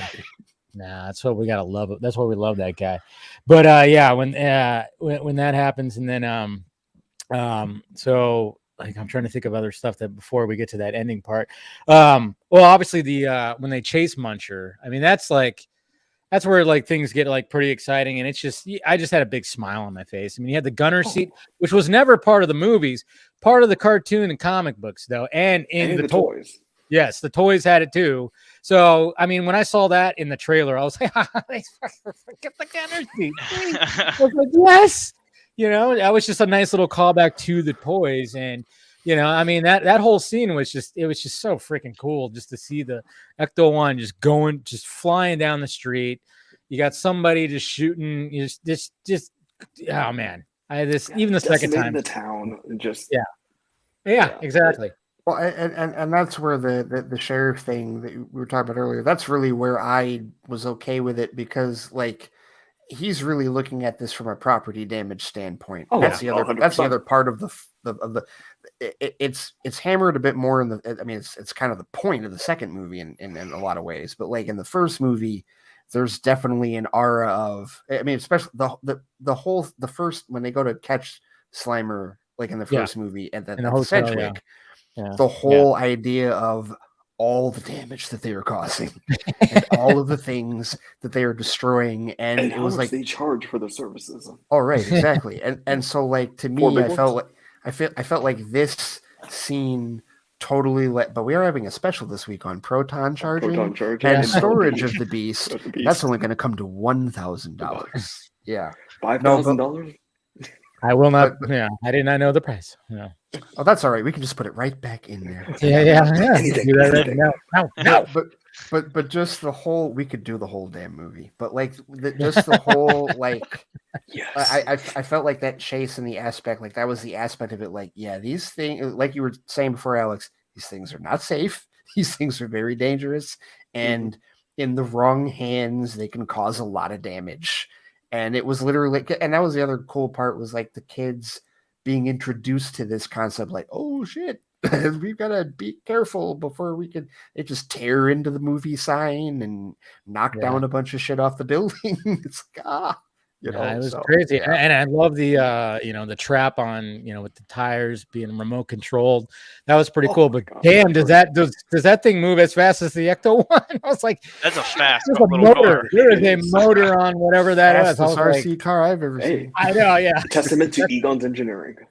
I know. I mean, seriously. I mean, that just like the added stuff that you see that was like, all right. And that was probably, and just to think that was shit that they used at one point. We didn't see it, but they used it. It was like, yeah, there's a door where they could just throw that thing down there if they're chasing a ghost in the Ecto one. But we saw it like on, in the comic books, and we saw it on just toy merch. Like literally I remember there was like a shot. I mean, there's one specific shot where, I think there was somebody in the gunner seat of like some kind of toy, probably for the Ecto one or something like that, or I don't know. I think I know which one you're talking about. It's like there was a promo art back in the day. Like kids used to eat off of like little trays. Yeah. And I used to have this as a dinner tray. It was the artwork of the original real Ghostbusters. And it was like a stylized art of just the Ecto one gunning it. And I think it was like Venkman that was on top of the Ecto one. That's right. Yes. Gunner seat. Yes, that's right. He was and shooting. Then you have Ray behind them. You had Ray with the goggles on, and they're aiming for Slimer. Yes, that's right. Oh, that's cool, actually. I remember that. Or I have to find that. I'll find it. Yeah. No, but I mean, seared in my head. Yeah, just seeing all that and just hearing. I mean, it was just. There's just even watching it the second time. I'm like, God damn, just so great just to see all that. And just the spookiness of it, even like when they were in that factory and they first find Muncher, and then she just doesn't even hold back. She's like, fuck it, I'm a Ghostbuster now. I'm just gonna freaking just fire this thing on wherever the hell, and she's just firing it like crazy, which was so great about it, So I mean, but that's also why one of my favorite lines of hers. They give her the line, "I'm a scientist." Oh yeah, and that's what I was actually gonna get to, because even her mom was like, "What?" She was like, Phoebe, you're right. And then she goes, "I'm a scientist." I'm like, perfect. Yes, perfect. Totally. And that's the whole point. Like, she's treating all of this as like a hypothesis, and like she's testing things throughout this whole movie. It isn't just a question of, okay, I'm a hero now. It's like, okay, let's see what this does. Let's see how we figure this out. Like, she's problem solving the whole movie. Yeah, and with a little help, of course, with Egon's ghost, which of course even Trevor got that when trying to get the Ecto one. I love that where he's like, he couldn't get it, and there was just a couple little wires that weren't connected, and he just I forgot about that. That was great. They fused together. That was cool. It was just like, let me help you there, grandson, a way I can, and then it got it going. And then like I said, getting to that the final act, essentially, when we finally see Gozer come out. I mean, I was pleasantly surprised. I was like, it's Olivia Wilde. That's Olivia. That's Olivia Wilde.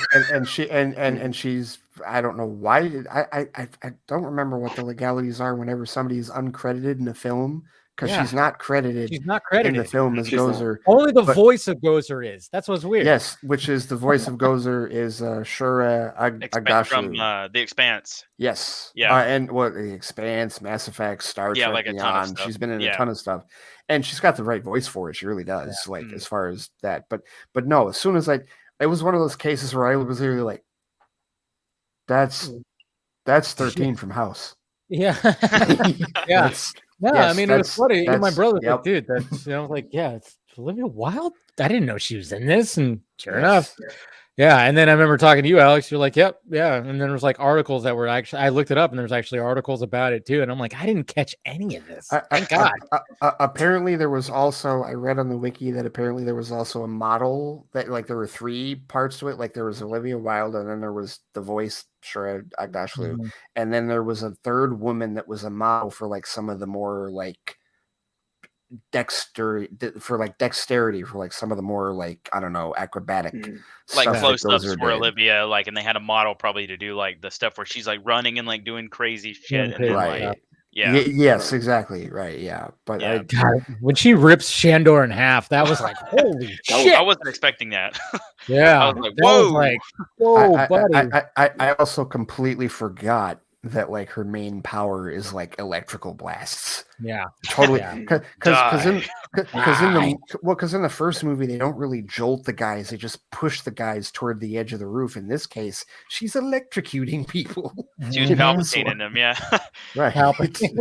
Essentially, jeez. Do it. No, but like, yeah, but even going back to what we were talking about before, when like Phoebe uses like those jokes just to like distract her, and it's just like, I'm just going like, oh my God, these are so bad. And some of them I've heard, but then at the same time, you see podcasts, he's like putting, obviously, he's remote controlling the trap underneath, not the gatekeeper, right? Yeah, because it was the mom. Yeah, it was the mom. And so it was like a distraction because obviously the only way that Gozer can be in full form is when those two are, possess humans and they're in, So that was creepy. By the way, when they get back to the house and Gozer starts like walking through the fucking cornfield, and she's like not fully.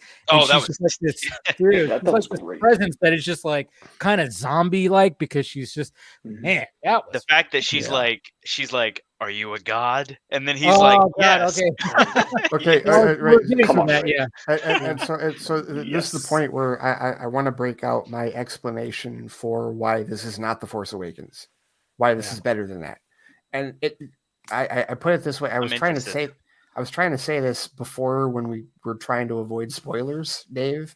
But like the way that I've looked at it is when you look at The Force Awakens and when you look at the villains and how they operate in The Force Awakens, it's along the principle of history is always doomed to repeat itself, right?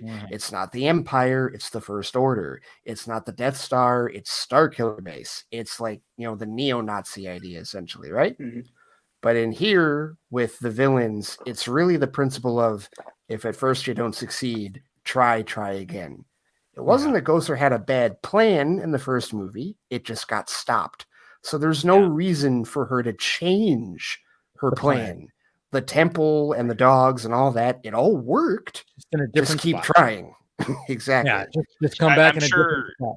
Her I like the idea that they set this somewhere in the middle of nowhere, because that actually makes sense, because she's like, you know what, I tried to do it this one time at this temple that was built, this like skyscraper in front of like in front of a million people.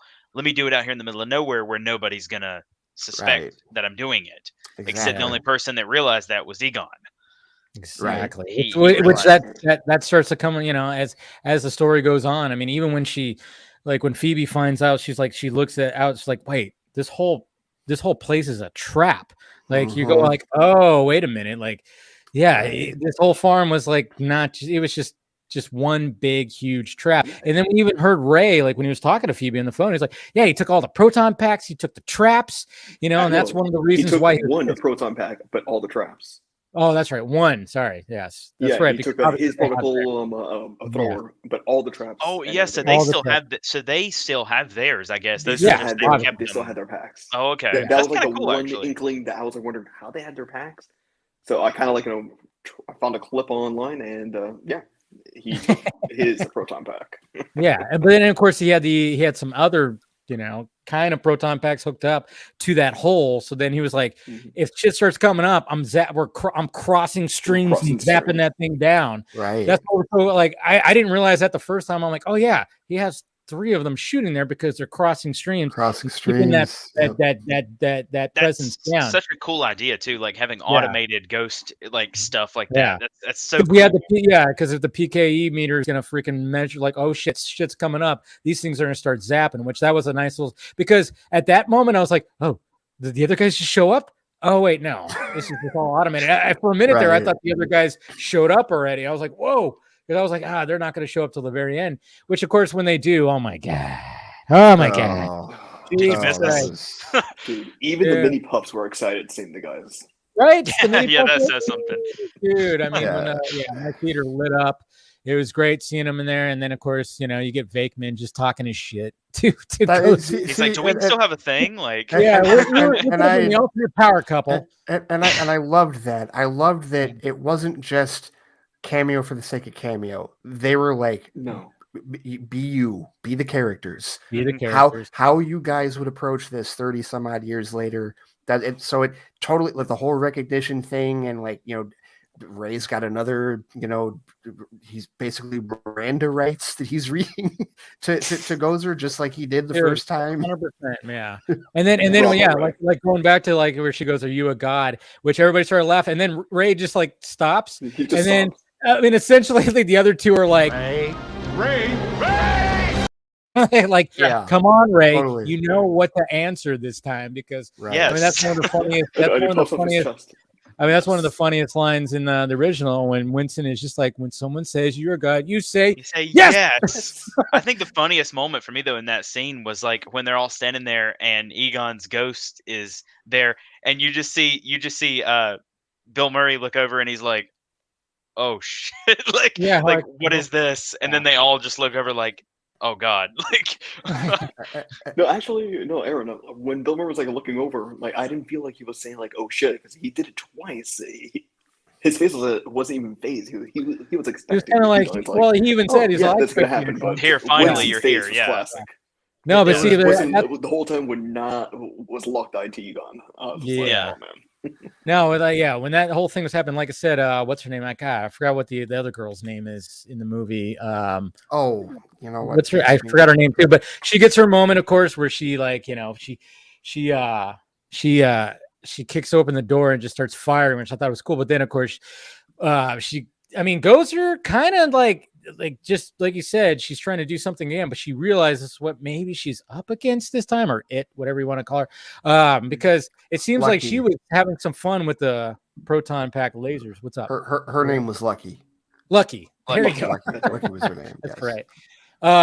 Because I mean, when the dudes show up and they're just like, about ready to go, and then I love it when they're firing up everything, and then it's just like, I love that sound and everything, and then they start, doing the thing because they know exactly what to do. Let's cross the streams. I did kind of question though. I'm like, yeah, but you guys remember what happened last time, right? You guys were like kind of blew up a whole rooftop. It's like, yeah. You want to do this? Slightly safer this time in a field, but then there's also the learned knowledge where she just. And even I had the oh shit, like, oh no, she's figured out how to. Nope. Well, dude, when she starts grabbing the streams and starts pulling apart, and then I love you like she's uncrossing the streams, and it's like I just thought that was a funny kind of line because it was like because the whole thing for the first one was don't cross the streams, and they just automatically go, now we're gonna do it right away, and then she's uncrossing the streams.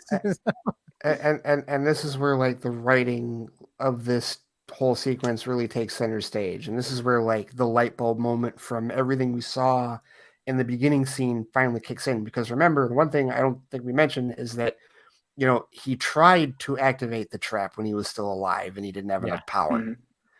And the reason he didn't have enough power is because he was trying to do it himself. Yes.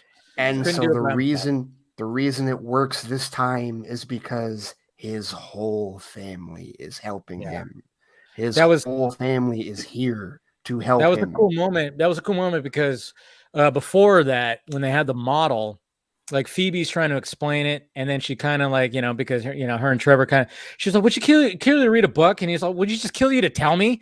It's just like one of those things because Trevor is very much just tell me what to do and I'll do it. And she's very much like, you should already know, just because she reads all the time. And that dynamic really played in here because Trevor gets in the gunner seat. Things not working because all the little marshmallow dudes are like messing everything up. So of course, podcast is like zapping all those guys to get them off that stuff. And then finally, when he gets it fired up and he shoots those fuses or whatever the heck, because he realizes that's the power source. And he goes, oh yeah. So let me just shoot that, get it going. And then boom, traps Right. Ignite and just take her down, which was an awesome scene. Yeah. Just totally awesome. And at that point, like that's where Dude, some the asshole reconciliation in the between theater the guys was just perfect. So some asshole in the theater just started cutting a ton of onions right in front of my seat, and he wouldn't stop. Dude, the whole I mean, time. like when Dude. I mean, it was just The beautiful. hand, man. Yeah, The when hand. Phoebe is just like, I mean, you have a child with a proton pack trying to fight off this freaking god thing that has like all this power, and so you have that classic standoff of both powers, like Very Harry Potter-esque right, too. yes, like, very Harry Potter, you know. And she did Cell the same versus thing. Gohan. She did the same thing he did, holding the trap out like to lure Yeah. him like in the beginning. I love right? that. Like I love all that. of it. I love Yeah. Love that. That was great. And then of course and then of course mom's like, come on, Phoebe. And then all of a sudden, like when she's just like, and then oh god, even the second time when it just kind of gets quiet and you just see the hand, the ghost hand, just hold on, and then it just pans over, and then they just show his face. It's just like, what the? I just couldn't believe it. Couldn't believe it. Well, and both reactions to it was unbelievable. Just that Phoebe and Egon just looking at each other and just right, accepting it. I love how they're just like, this is it. Yeah. Right, and then as if they weren't cutting enough onions, they have him stand right next to the other three. I know. That's what I was watching it again. It's kind of Star Wars failed to do. Exactly. That's another thing. Going back to Force Awakens and where they failed to get all three of them together. No, but like when you watch that and then he holds on her and then you see that and they look at each other and then he like you see them he like guides her over to where the other three are shooting as well. And then he just well see and that goes to what you were saying, Ray, with the Force Awakens. That's another thing that kind of frustrates me about those movies compared to this one, is that like you're dealing with a universe in both of these movies where you can have somebody that has passed on show up again, because it doesn't work in like a realistic kind of movie. You can have a ghost of somebody show up and be like, hey guys, but like they missed that opportunity to have the original cast back together, and they could have done it even with Carrie not being here. They could have had a Force ghost. I mean, they did it in the end, just in a different way. But they could have had Han, Luke, and Leia all together. And even in the end, when Rey is, fighting Palpatine, they could have had the other Jedi as like Force ghosts behind her. Yeah.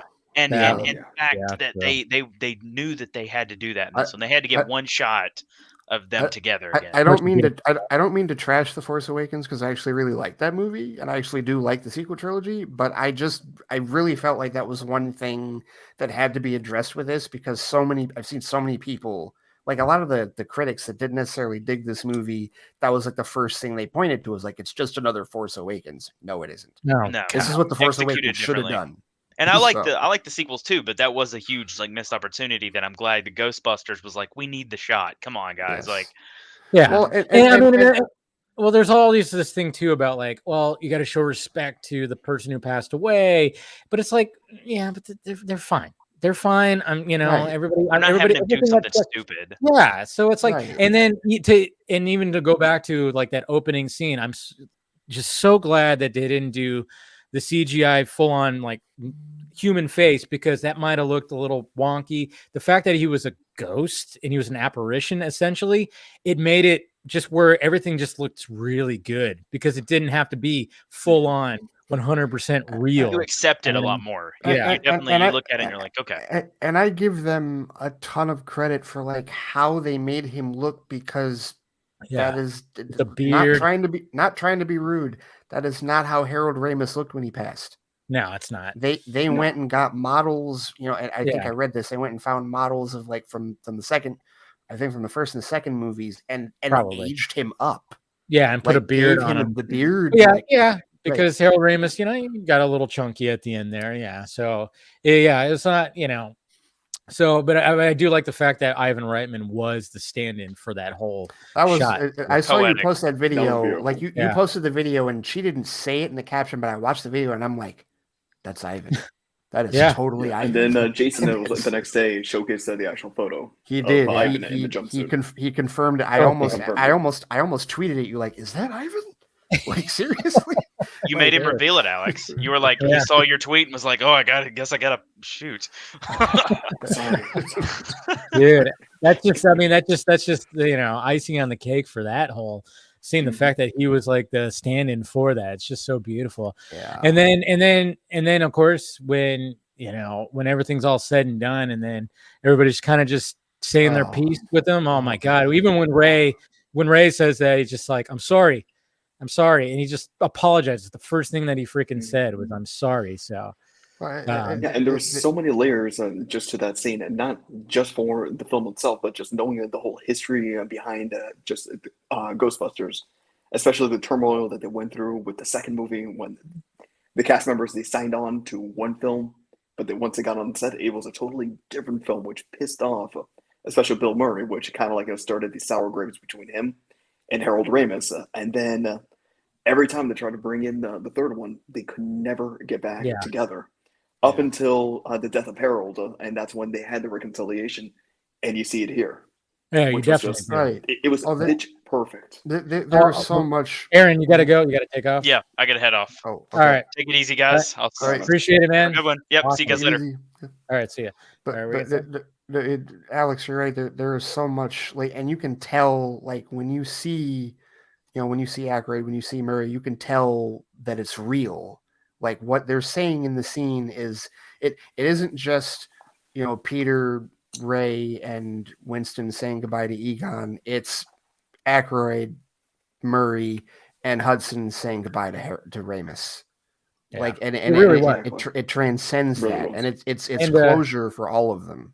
Yeah, Naomi here says, I'm usually not a fan of resurrecting dead actors via animation, but somehow Egon worked. I think it's because there was no celebrity voice impersonator. That was one of the things I liked, was the fact that he didn't talk, which maybe, that took a whole different kind of, I don't know, when it comes to the paranormal world, when it comes to that afterlife, I guess you could say, maybe, he couldn't talk. That's why he was always guiding.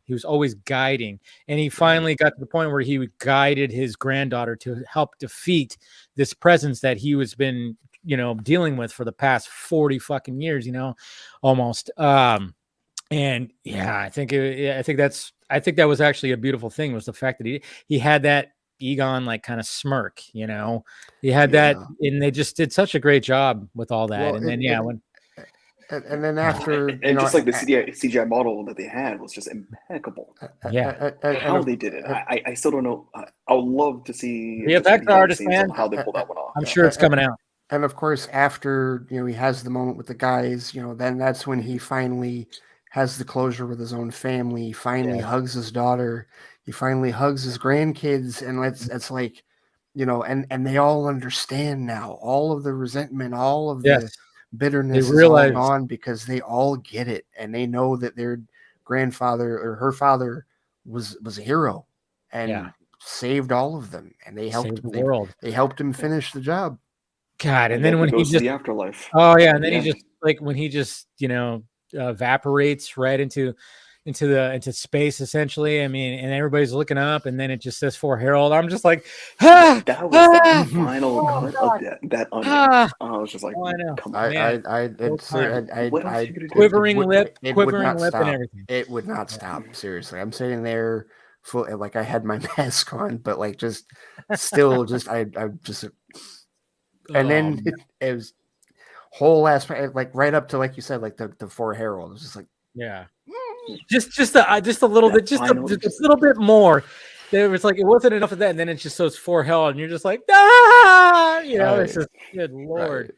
Right. And then just to have that, to where you hear the theme song just open up, and you see New York City, and you see the Ecto One, and then that's essentially the end. But then these post-credit scenes. Now the mid-credit scene, great callback, obviously, and it was kind of funny too, because they're showing like the end credits and said special appearances by, and it showed all, and then it says with Sigourney Weaver. Right. My brother was like, "Where is she?" And I'm like, "Well, I'm pretty sure she up there. She is." Bingo, and it's like, it was kind of like funny, because it was like, well, wait a minute. Even when I saw it the second time, I sat next to my dad. He goes, "Sigourney Weaver, what the?" And I'm like, wait.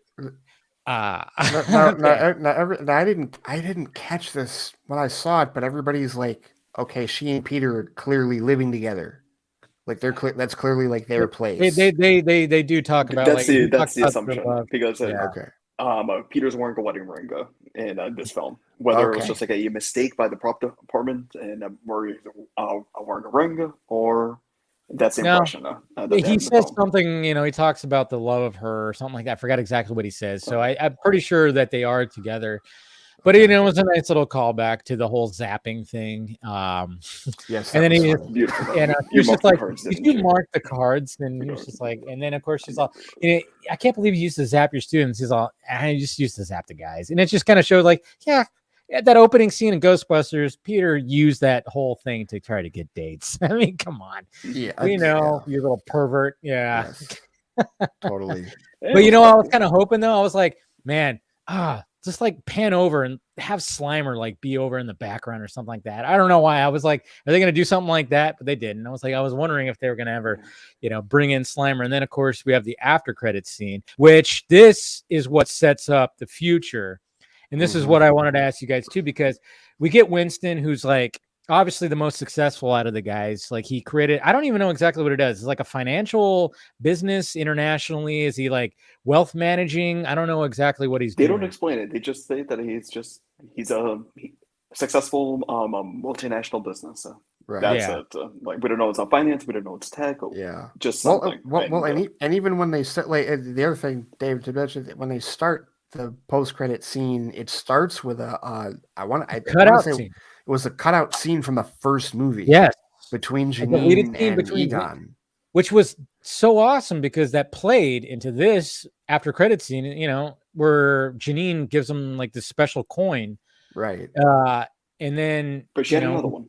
Yeah, she had another one, of course. Yeah. And then of course she's holding on to it when we have present day and talks about it. And then we just get Winston just talking about how like, yeah, I'm successful. But deep down, man, I'm just a Ghostbuster. And they're reminiscing, talking about that first day. And then he even brings back the line. He's all, I know I had the tools and the talent, and just that line, which was, which he said, of course, in the first one on the rooftop. And then we see him show up at the abandoned firehouse and then pulling in the Ecto-1, and it just kind of goes like, all right, this is what's setting it up, because then they show the containment unit and something's going on with that. There's some shit in there that wants to get out. So I don't know what they're doing, but what I read today, and I think you guys probably saw it too, was Ernie Hudson essentially said, I would like to be the Nick Fury of the Ghostbusters world. I'm like, okay. So we have Winston, who is rich and whatever, can get all this back. And if there's like going to be ghost invasions that happening, I wouldn't mind seeing him recruit Ghostbusters all around the world, bringing some teams together. I wouldn't mind even like the other guys too showing up. I always thought the best way to do it is like, they don't have to put on the proton packs all the time. Yeah, maybe every now and again, of course, but I would like the fact that they would be the ones training a new group of young people or whatever to be these teams. I always thought that was always the way to go. I mean, who knows? That's what the video game was. Yeah, essentially, that's right? Exactly what the video game was. Yeah, and I think like even with Extreme Ghostbusters, wasn't it kind of like that too? Because it was like a younger crew. I don't remember. It was, yeah. It was like a young crew that just stumbled upon this firehouse. Egon was like the professor or something like that. Yeah, there you go. So yeah, that's right. So I mean, that's essentially where it could go. I mean, where do you guys think? Like Alex, where do you think the sequel? Where do you think it could go? Yeah, I think it's going to go back to that line from the first film where Peter's talking to Ray, just stating like, the franchise dollars alone will make us rich beyond our wildest dreams. Yeah. So I'm thinking this might open up the Ghostbusters International, having different ghost corps all around, let's say, the United States or worldwide, and expanding upon that, because that was like an idea that they were trying to work on. With this franchise. So I'm hoping to see that, just to see it at another setting that doesn't have to be New York, or maybe we have something in Europe. That's something that they originally wanted to do for Ghostbusters 2. I think it was in Scotland originally what they wanted to. So maybe seeing a scenario like that just to expand the lore behind it. I like it. What do you think, Ray? Yeah, I mean, looking at it from like a business standpoint, it's like, especially nowadays in the streaming era, you look at all these studios and you can look at them based on their major IPs, right? Like Disney's got Marvel and Star Wars, obviously. Warner Brothers has DC and Harry Potter. Right? Paramount has Star Trek.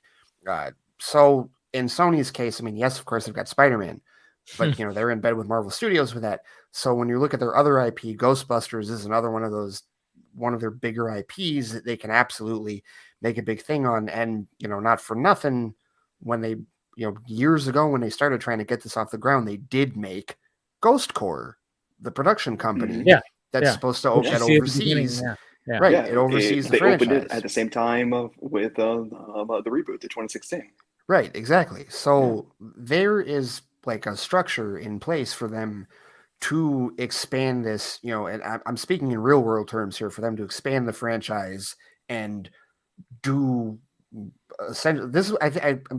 I think they're hoping that this will allow them to propel forward. And what's good about it is that this story that they told in Afterlife essentially gives them closure on the original group.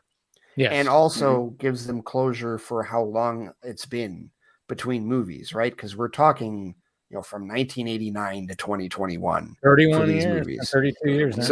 So you needed this movie to bridge that gap.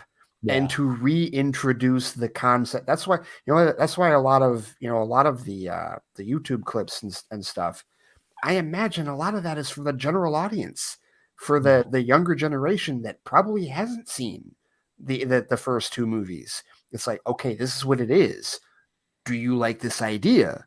And if the answer is yes, well, now we can move forward in a different direction, and we can do other movies. We could do shows, of course, like they're. They can animate it. Obviously, they succeeded in that in the past. So yeah, quite honestly, I feel like, if I'm being truthfully, do I want to see these kids continue? Yeah, I do. I want to see what happens with Phoebe. I want to see what happens with Podcast. I do. I like that dynamic that they have with this crew.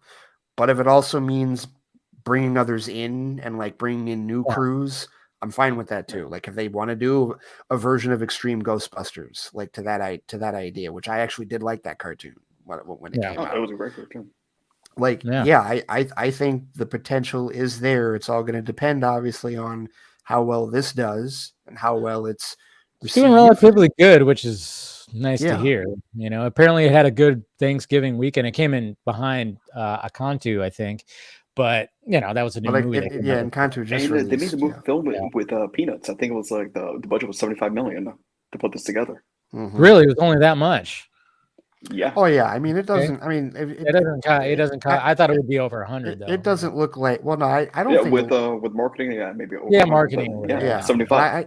I don't think Afterlife looks like a particularly expensive film, and it didn't need to be because. One of the I didn't bring this up earlier, but one of the things that I remember when I first started watching the movie that I had to like reconcile because I hadn't read this beforehand was Reitman saying that this isn't about the business. This is a family story.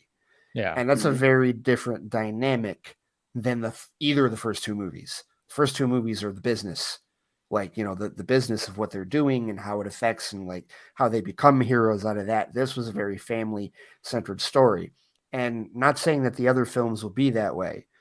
But now that you've gotten this story out of the way, you can go back to the business stuff, obviously, because of what they set up with the post credit scene. So, I personally, I hope Afterlife does well enough for them that they continue this, and I feel like they're in a position where they at least are showing some impetus to continue it because they won't let it go. They tried the reboot in 2016; it didn't work the way they wanted. They're trying this now. If this works, then Ghost Corps can really be a thing, and this can be one of Sony's bigger IPs again. I know. There's just so much there. When you go back to watching that the cartoon and even reading the comic books, there's so much that you could just be like, wow, we got a lot of stuff here with this kind of material right here. Essentially it started as a movie, then it went to all this. I got a stack of comic books, and there's so many different kind of presence, that try to come into this world, like different kind of ghosts, different kind of threats. There's a lot of things there. Obviously they're going to do the callbacks with I think if they do a second one, yes, they're going to have to do a Vigo thing. I hope there's a joke of like, maybe like with the guys or whatever the heck that happens. Like, hey, I remember when we changed the logo or the ghost was given a peace sign. that was dumb. Something like that. Because, I mean, obviously that was all for like, it's Ghostbusters too, but it's like, yeah, but we like this, I feel like the slime that feeds on bad vibes. I feel like that whole idea would work really well today. Right? Like really 100%. Well today. Probably could. You'd be correct. Yeah. That could totally be a morality tale, which that is one of the unsung, like one of the best things about the second movie is that whole, the nature of like, being a complete asshole or not, and how that can affect things. Yeah, like that. I like that. I like that idea. Yeah. Yeah. I mean, they could do, yeah. I mean, one of the things that I've always liked about this too, I mean, when the second one starts, essentially there's no business. That's why, that's why Winston and Ray are showing up at parties and the kids are like, oh, I thought it was going to be He-Man. And then they're just like doing a whole performance because there's like no work, they got slapped with a bill at the end of like, hey, you blew up, you did this, even though you saved the world, we're still going to slap you with a bill. It always, one of the things about this, and even what it's talked about in here, when you first hear Ray, it's just, this was a business that depended on ghosts to be invading. And then he even said that, oh yeah, Peter always said we did our job too well. It's like, yeah, you do your job too well, you're not going to have any more work.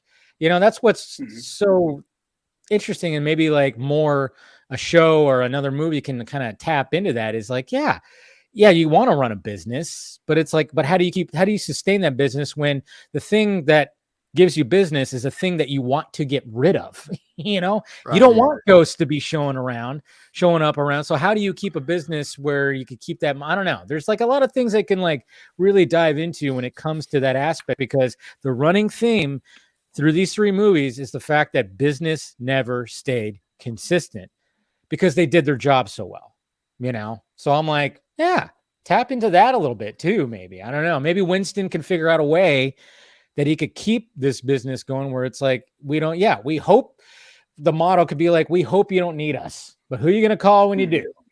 Us, kind of thing, So maybe something along the lines of that, but I don't know. Even Naomi says right here, there's plenty spin-off film and series potential of Ghostbusters franchise, and Ghost Corp could start a national and international chain to set it off. Yeah, I mean, that's what we're kind of talking about here. And, there could be a conflict maybe in there because Winston goes, well, we got to do it like this. We have to have franchise. We have to have some marketing. We have to have this because he's such a businessman now. And maybe there could be a little bit of conflict in there between him and Ray. Like Ray doesn't like the way that is because Ray is very much like, I just have this bookstore. But then we find out that Winston's kind of been paying for the rent of that. And I love that line too. That just shows you, I mean, Winston, it's just, man, to be the guy that just kind of just came into this thing in the first one as that every man, and now he just wants to be like, we got to continue this. And I built something where I know I could probably build this back up. And Ray is still very much like, I want to do this. And Winston is like, yeah, I'm paying his bills. Hopefully one of these days Ray turns a profit. I know he will. And that just shows you, like, I mean, Winston really, the fact that Ernie Hudson said that he should be like he wanted to be like the Nick Fury of like the Ghostbusters world. I'm like, yeah, that could really work very well. I think to have that presence, have him in there. I really, really like that idea. We're at a point now where there's like so much like franchise saturation because of the streaming age. And I know that Sony is the only one that doesn't have their own app, but they got deals with Netflix. They got deals with Disney Plus. They can make something happen. And now really is the time to do it because you got all these other franchises that are, I mean, and again, I don't just bring up Disney. Like I said, Paramount has Star Trek, Warner Brothers has DC and Harry Potter, and Comcast Universal has, I don't know who they have, but they have somebody. I know they got somebody. Everybody's got a franchise, something, right? Like it, but Universal, it's right. Curious, Oh, there it is. There it is. That's right there. But that's the thing is like we're in the middle of all these franchises. Go ahead, strike while the iron's hot. That's what. Well, you do that, and like there's something unique about this one. It's not gonna. You can add a little bit more adrenaline to it too. I mean, you really could, because it's always very even like when they talk about when Paul Rudd's character is like, yeah, these physicists just kind of just showed up and just blew the roof off of, it's just, yeah, that's what they were. They weren't action heroes. They were all in academia. They were just those kind of people, just everyday dudes kind of thing that showed up and saved the world. You can add a little bit more flavor to it if you want to, and have like some really badass, team members that just like, and you could do something like that. Maybe don't go overboard like Fast and Furious, where or something like that, where it gets a little too crazy. I totally thought you were angling for The Rock to start busting ghosts. No. The Rock has been in too much. As much as I love the guy, no. Okay. I would be okay, but at the same time, I'm like, no, let's not go that extreme. We don't need somebody like with a full on 8-pack like rip off his like Ghostbusters jumpsuit and be like, yeah, we don't need to go that far. But I'm just saying you can add a little bit of spice to it.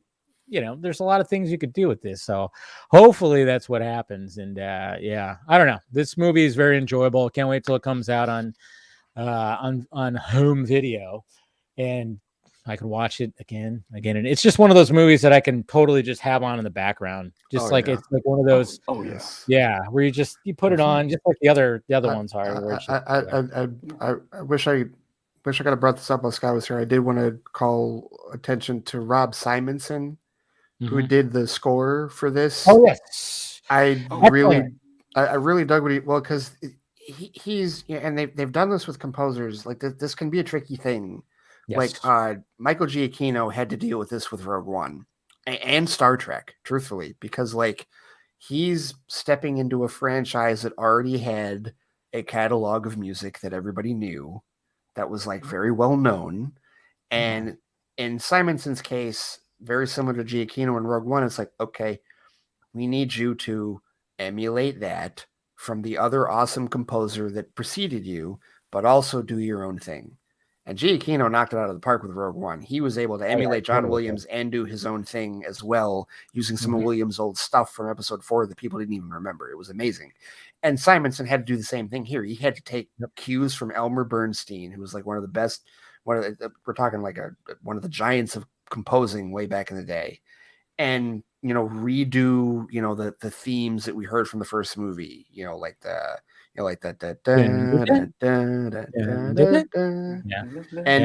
and really like capture the sound and the spirit of the first movie, but exactly, but also tell a new story. Like he had to do new cuts and go in a different direction while still respecting and honoring the original work. And he did a great job. He did a fantastic job. Great. I will have to ask you, Alex, where was that Vigo reference? I didn't catch it. It was right when the guys got zapped by Gozer and they fall against the car. Okay. So they're on the ground, and so you have Venkman just talking crap just to Gozer as a distraction, just like what he did with Vigo. Zapped to the ground and just talking. He's right. Basically stating hey, he's absolutely right. Yada yada yada. Yeah. So it was the same Venkmanism. Same kind of okay. Anybody tell you the big shoulder look is out? Yes. Yeah. Only a Carpathian would come back to life now and choose New York. New York City. Yeah, I know. And then I love the fact too. He's like, hey guy, can you move? No, Venkman. He's just like, I'm fine. Peter being Peter, it's like I'm fine, and then that's and this one, right? I don't remember this job being so physical. I do. Yeah. Like what? Do you not remember? There's like 2 times where we faced these gods and they zapped the shit out of us. And that's why the podcast getting out of the car covered in marshmallow was just like beautiful. It was great. That was fantastic. Looking exactly like Ray. And then and then Ray's just like starts just talking to him. Oh yes. And then he's his one subscriber, and he's like, really turned a corner. Really found your voice in episode 46. It's like yes, it totally. And it was such validation for me because, like I was saying before about the whole young Ray, young Egon thing. I'm like, yes, of course, podcast is Ray. Absolutely, exactly. Yes. So it would be great for the sequel. Ray and podcast have a podcast. I mean, can you imagine that? God, yes. I mean, Dan Yes. Aykroyd doesn't have to like be in like anything crazy, but maybe like the story could be where, you know, the new Ghostbusters crew, which has podcasts in it, just goes like, man, this just happened. And then like him and Ray are just kind of like talking about this whole story or something like that. I don't know. Not even for a sequel, like, you know, as a marketing gimmick when the DVD comes out. Yes. Just like, you know, you That would be just- cool. Oh man, to have them both, dude, that would be a great back and forth right there. Shit, man. Yeah. Somebody pitch that to the Reitmans. Come on. Or Sony or whatever. But no. Anything else have anybody else have anything else to add to this? Any other things you spotted in the movie? I'm glad I remembered that, because that was like one of my seriously podcasts, and the whole thing with him. That was one of my favorite parts of the movie. I love that. Yeah, it's a good correlation right there. Yeah, I don't know. Like I covered it all. I mean, they, you know, like we talked about the Shandor stuff, and I really appreciated, like, you know, even in the expositional scenes where like she was talking about the selenium, and like, you know, like the stuff that it's like, oh, that's straight out of the first movie. Another little callback they did too is when they were in the diner and she like has the map out and she's like, you see the concentric circles, and she, you know, of course, just like the prison scene. Exactly.